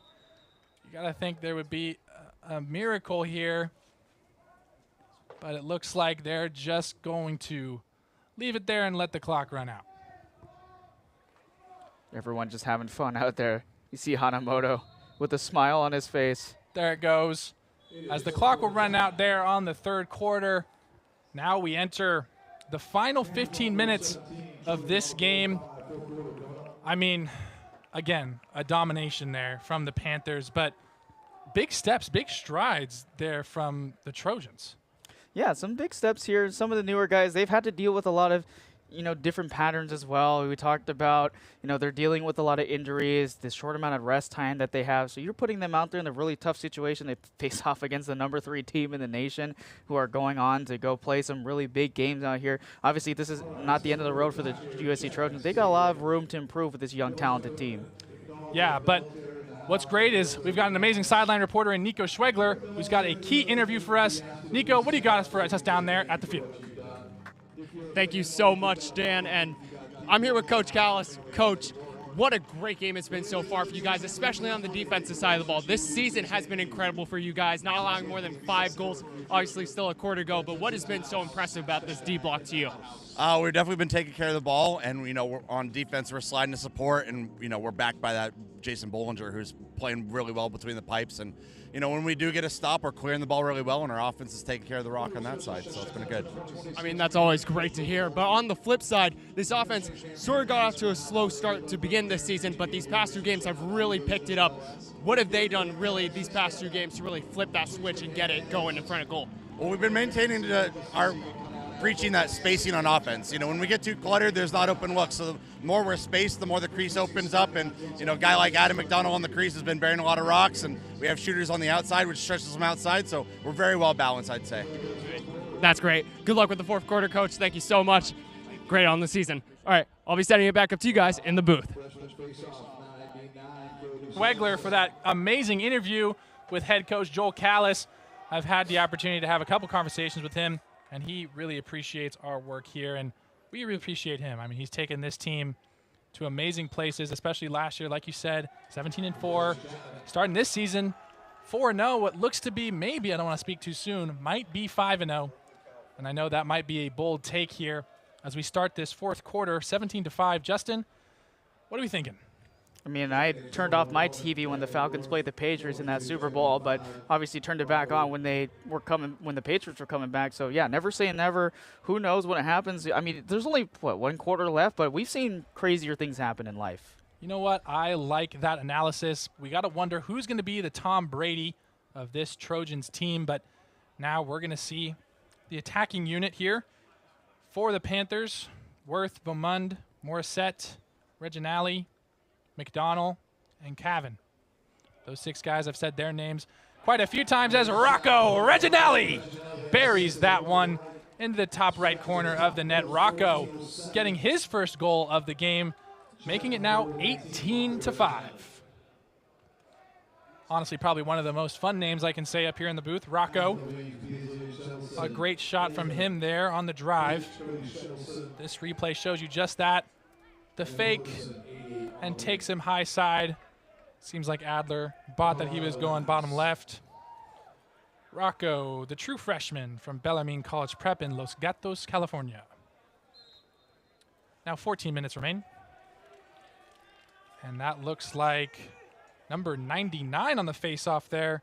That's going to be Cody Shevelson, the faceoff specialist from Berkeley, California. Didn't want to be a Golden Bear, wanted to be a Panther. And I think he chose right. Yeah, I thought we were going to see some playing time against his childhood team with the Golden Bears, and then obviously him being from that area didn't give him that chance. And yeah, I think he made the right choice, right? Panthers beating the Bears in that game. I saw that game earlier with our silent reporter Nico Schwegler earlier in the season with that 11-12 victory. Yeah, that one definitely a tighter margin than today's game. Now 18-5 as Gator coming onto the field and instantly making an impact. He's one of those short stick, defense middies that can kind of play almost anywhere on the field. Trojans looking for something right now. Panthers defense still playing that man. A great pass there. Yeah, you mentioned those short stick defensive middies earlier, and that's another position that's developing in the game. That's a great shot from SC's number 23, Grant Nelligan, the sophomore from Denver, Colorado. We've been able to say his name a couple times as he gives us a little bit of a strum on the guitar. That one is good. Obviously, Grant Nelligan trying to get this team fired up. What a beautiful replay there from outstanding team here at CSBN. Grant Nelligan. The second highest scoring player on this team, obviously taking in the spot of Antoine Motes, who's obviously out of this game now and getting himself another goal there. So he might be another big talent for this team as we watch them going down the stretch as they get prepared to play Utah Tech actually on Tuesday. Man, just there's no breaks for this USC Trojans team. Obviously playing yesterday, playing today, playing Tuesday. You got to think, how are they recovering? How are they taking care of themselves, especially the guys who have been sitting out tonight? Antoine Motes, one of those guys because of that hamstring injury. Yeah, you talk about that opportunity to find a break there, and they get a break, a pretty long one. The next game they play after Utah Tech will be against a ranked San Diego State team on Sunday, March 24th. So about 2-week break there for them. A ranked San Diego State that has yet to lose this season, 5-0. We talked about that in the pregame. Bit of a funny moment there. The ball got stuck in one of their pads in between the helmet and the pads, as there's a pretty bad turnover there from the Panthers. Now giving the Trojans the opportunity to cut this lead down back to 11. It stayed between that 12 to 11 range throughout this game since about the middle of the second quarter. Just under 12 minutes to play on this gray day in Orange, California. Chapman Men's Lacrosse brought to you live on CSBN.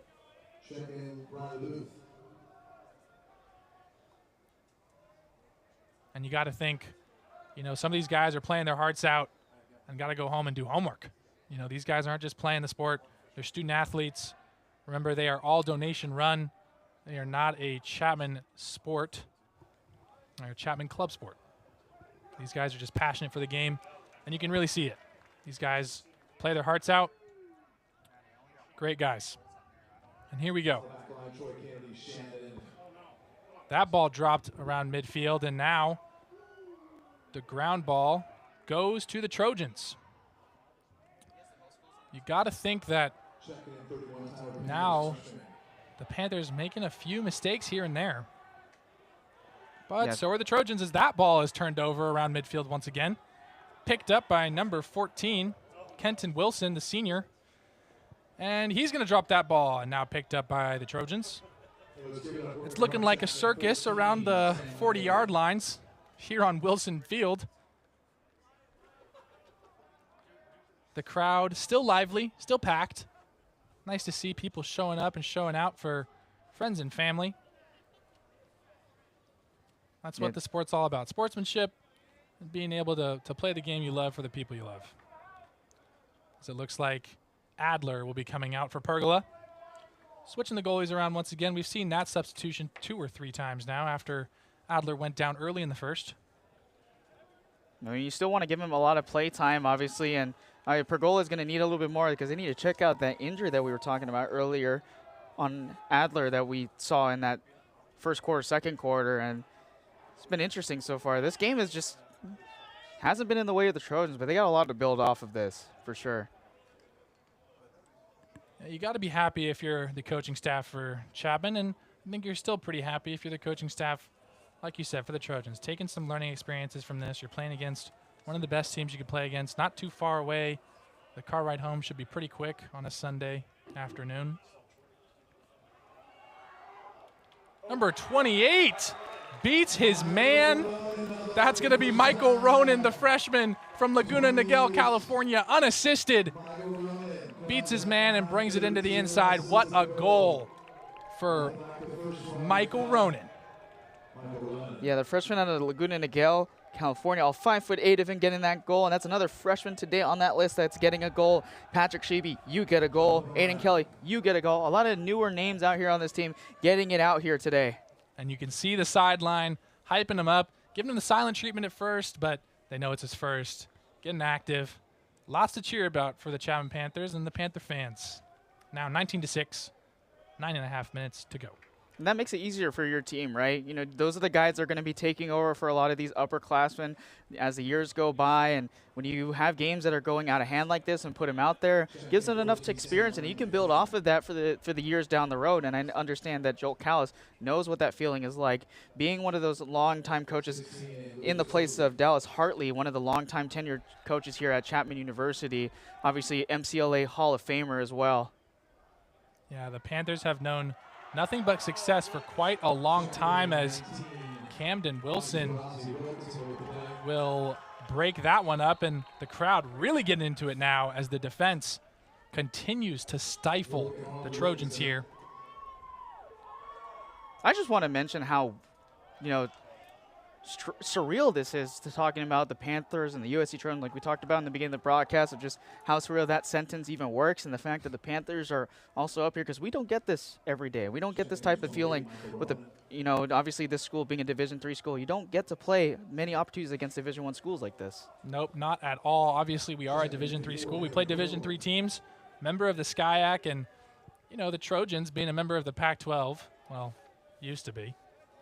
We didn't get to see them too often, but obviously when you got one of the best men's lacrosse teams in the country, you know, they make the trip down the I-5 like Nika was talking about earlier, and it truly is a blessing to be able to be up here in the booth with you, Justin.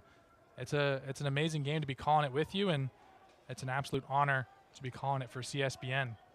Yeah, and we get to call it on such a beautiful field, beautiful place. Keck Center in the background, the sun shining off the windows, the crowd's under the shade, a lot of family time out here. Oh. 2 flags thrown from that ref. It looks like a check in the back on Michael Ronan, but they're going to keep possession, continue to play on, as that one now deflected. I didn't know you could have 2 flags in your hand. I thought he was a magician pulling the little sleeves, colored sleeves out of his hat there, and he's got 2 of them. Yeah, maybe it'll turn into a bunny next, but for now, it looks like it'll be a man-up situation for the Chapman Panthers for an illegal block in the back. We're going to see what the ref says.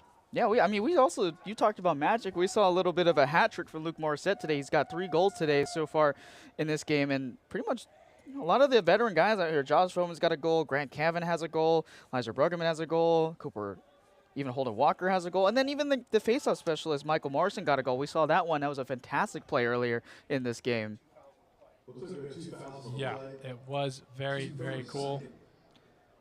And he threw 2 flags because it's going to be 2 30-second penalties. It'll be 2-man up here for the Panthers off of that 1 play. And now you got to really play a zone. A lot more white jerseys than red jerseys out there now. Yeah, this is a rare sight to see. You don't see this very often. 30 seconds to work with. Might call it a power play, might call it man up.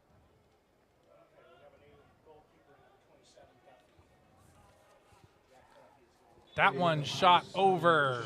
That's 22, Jack Worth. And we do have a new goalkeeper coming in for Jason Bollinger. That's Jack Duffy, the sophomore from Justin Siena High School in Napa. Yeah, he had 0 games played last season, was a new freshman. Actually had some playing time against Minnesota, gave up 3 goals in that game, but get him some extra experience in case Jason Bollinger ever goes down throughout the stretch of the season coming up. Now Morissette working with Vomund and Worth. That one buried by number 12, Grant Cavan. Said his name a few times today from San Jose, California. Cavan making his name. And now the Panthers walking off the field once again, now 20-6. We got a barbell celebration down on the sidelines over there with the Panthers using the sticks as they got some 45 weight pounders out there. Some of the players using that celebration out there. Yeah, you got to wonder, you know, these guys are quick, but they're also hitting the weight room. These guys are not little by any means. You got to be thinking, how many wheels are they throwing on the barbell when they're doing the bench press? I know it's probably more than me. Well, if you wanted to know, Bowman's got a video on the Panthers lacrosse Instagram of him doing a 405-pound squat. So this team is tough. Yeah, I think I do that in my dreams. Josh Bowman does it in real life. Now the Trojans looking to score, and they do just not that. Looks like it was around the outside. Maybe thought it got away, but just a bit wide right there for the Trojans. Now taking it out of bounds will be number 31 for them. Yeah, I think Jonathan Fink thought he had a goal for himself, and it kind of rolled on the side of the goal and then kind of out. And now the Trojans are also kind of confused, trying to wonder, did we score that one? And I guess things just didn't happen. Yeah, now number 14 controlling the ball. That's Kenton Wilson. He's being swallowed up by the Chapman defense. Got Charlie Littleworth and number 31, Elliot Jones. And he is checked over by the 31 of the Panthers. Going to be a penalty there on Tyler Pandis, the freshman from Ladera Ranch. Ladera Ranch, that's my local area. That's where I grew up. I got to go shake his hand later. You ever heard of Tesoro High School? Tesoro High School, yeah. Yeah, that's where he went. Oh, man. All right, I got to go shake that man's hand later. I mean, there was an easy call for the ref there. He had a high stick, knocked the helmet off of Elliott Jones on that last play there, and obviously that's going to be an easy call. So this will be a man-up situation for the Trojans after that. Not an interesting way to introduce a guy from my area like that. Yeah, obviously in the box a little bit. Having his teammates giving him a high five or two to say it's all right, shake it off, go again next time. But I mean, you got to be talking about how well the Panthers have played. You know, we'll probably have an MVP by the end of this, but you know, I would say there's multiple different options for MVP. I mean, we've had a lot of guys. We've said a lot of different names tonight. They're sharing the love. Not one person's been taken over. Whoa, I just saw a backhanded pass there from Elliott Jones.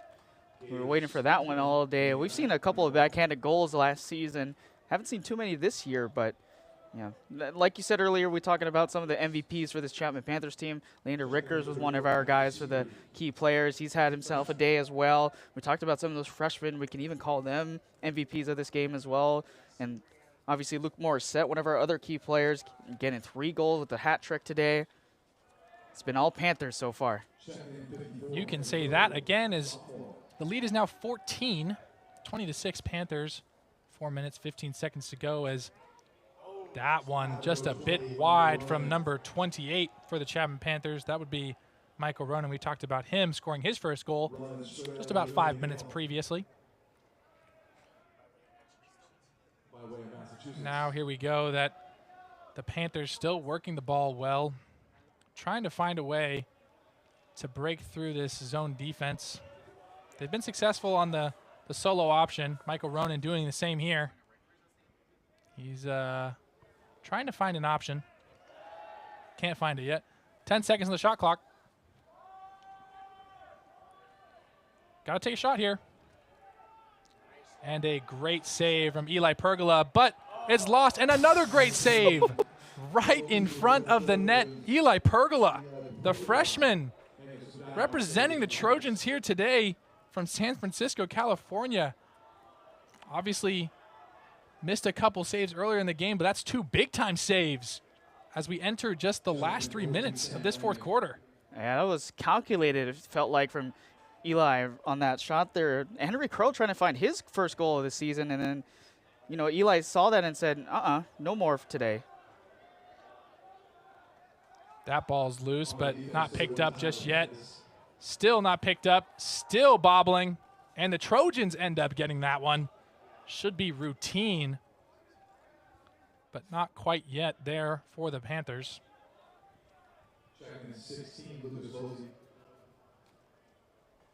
Got to be pretty happy with the performance today as that ball's loose. Fighting for it is the Panther, and now they're falling over. Huge pickup. Denies the option there. That's number 19, Agostino Pirazzi. Another nice name to say, Agostino Pirazzi from Long Beach, California. Still local. Cool to see that a lot of these guys are reigning from California and some guys from Orange County.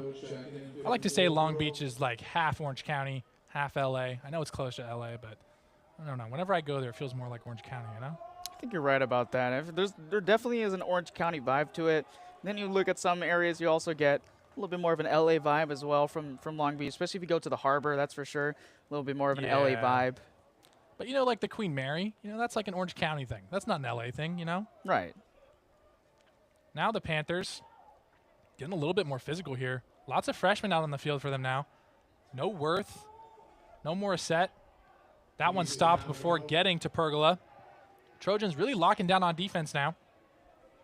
We got another injured Trojan down on the sidelines here.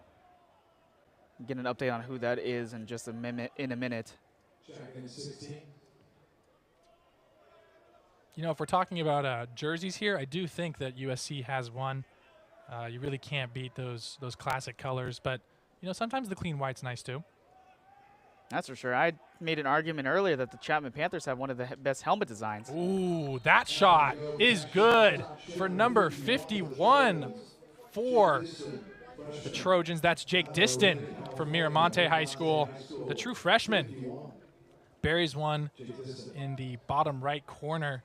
Obviously, the new goalie out there for them. That's going to be Jack Duffy giving up 1 goal. Now 20-7.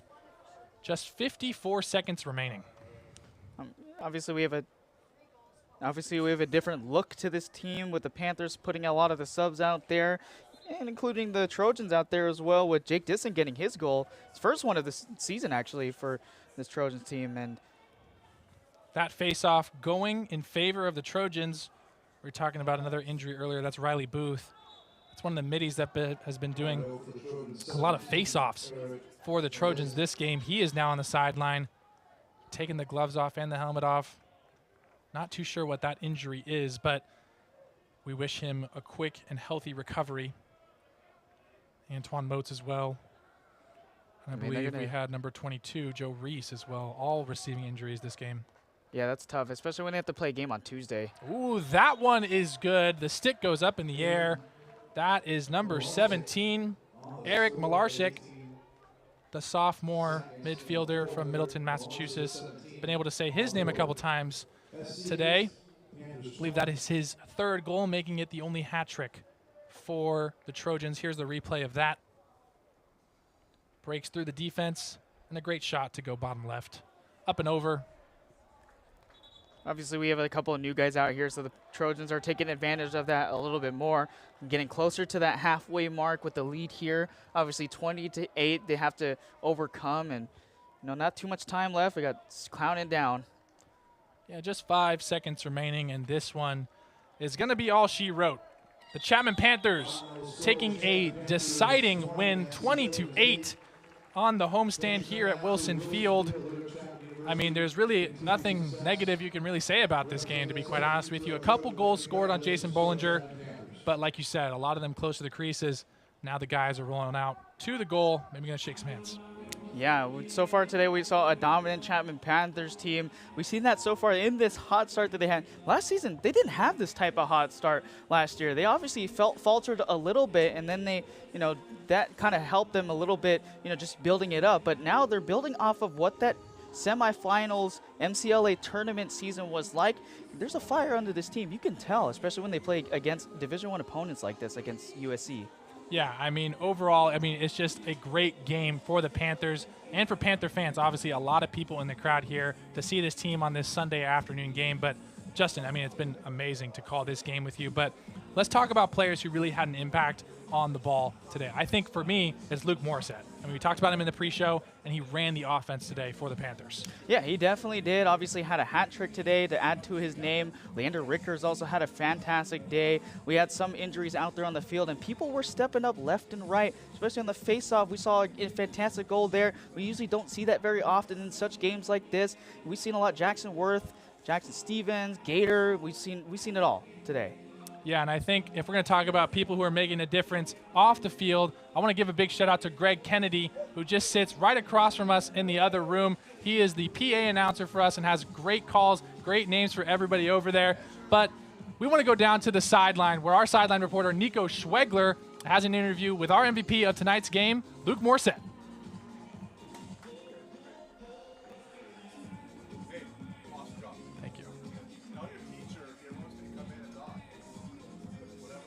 Oh, okay. Otherwise, Nico Schwegler still waiting on that interview, but honestly, Greg Kennedy just talking to us a little bit about what it means to be up here in the booth. What a great guy.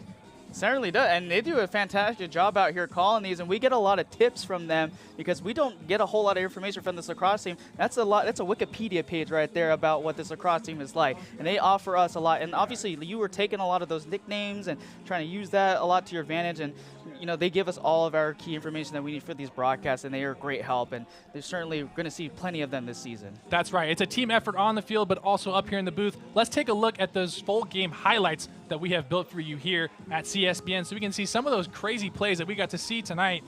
Obviously, a couple great goals. That one started off the game.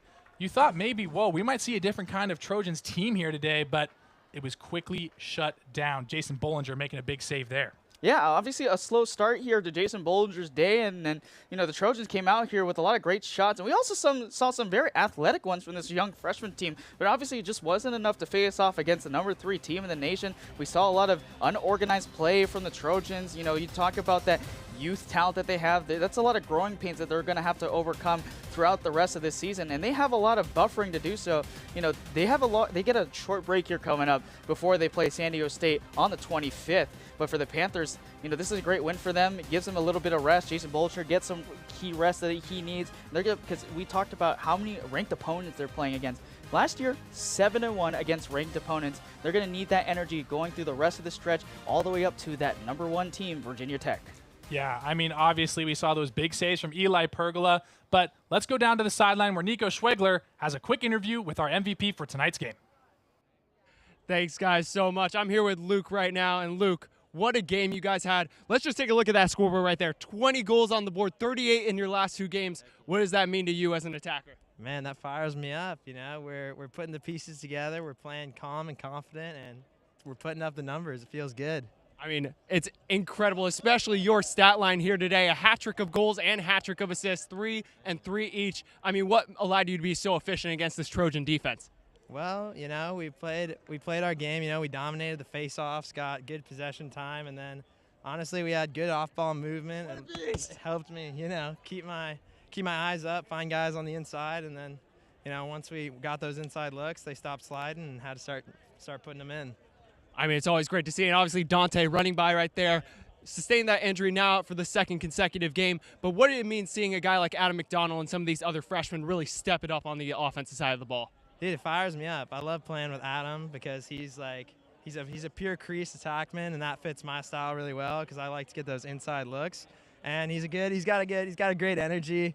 You know, he's always fired up. Every time we turn the ball over, he's like, "It's okay, Maz, it's okay." You know, and he's just a good guy to talk to, and I'm happy that, you know, he's having success early on. I mean, it's always great coming away with a Chaptown win. Luke, great job on the game. Good luck on the rest of the season. I'll be sending it back up to you guys in the booth. As always, I've been Nico Schwegler, signing off from CSBN. Well, thank you so much, Nico. Obviously a great interview and some great highlights we saw there of Luke Morissette. I mean, it's so true. He just absolutely dominates. We saw him playing at X a lot today. Look at the mannerism that he's got. He's very calm and collected. You know, he's just sitting in the comfortable chair, taking that seat, putting his foot to the metal all the way. Almost, you know, that we're talking about that flow state a lot in sports. You could tell that he's always locked into that flow state, and nobody's more locked in than CSBN, right? But Luke Morissette, fully locked in. It's true. They are locked in, and maybe they're taking it from us, but remember, this is a club sport team. Obviously, is not affiliated with Chapman, not a D3. They're playing D1 teams, but that means that they rely on your donations from watching here or from watching in the stands if you were here today to survive, to live, to go to places, to go play against like #1 teams, Virginia Tech. But it's all from donations, and they love to play the game. These are some great guys. This was a great game, Justin. I had the pleasure and honor of calling it with you and working with so many people, great, you know, back at the control room, on the field, doing all these things. I mean, it's awesome to see. Yeah, I mean, I'm surprised we didn't even do it. We have never done a game before, and we get this first one, and obviously always a pleasure to do one. And, hey, we got to do more in the future. That's for sure. That's right. That is for sure. That's right. I do appreciate it. But thank you so much for joining us here on the Chapman Sports Broadcast Network. Catch us next weekend for more coverage of lacrosse and women's water polo. You can follow us on all of our socials at CSPN Live, TikTok, Twitter, Instagram, YouTube, wherever you get all of your social media. Be sure to follow us there. And until next time, I'm Dan Batson, joined by the wonderful Justin Lee. Thanks for watching.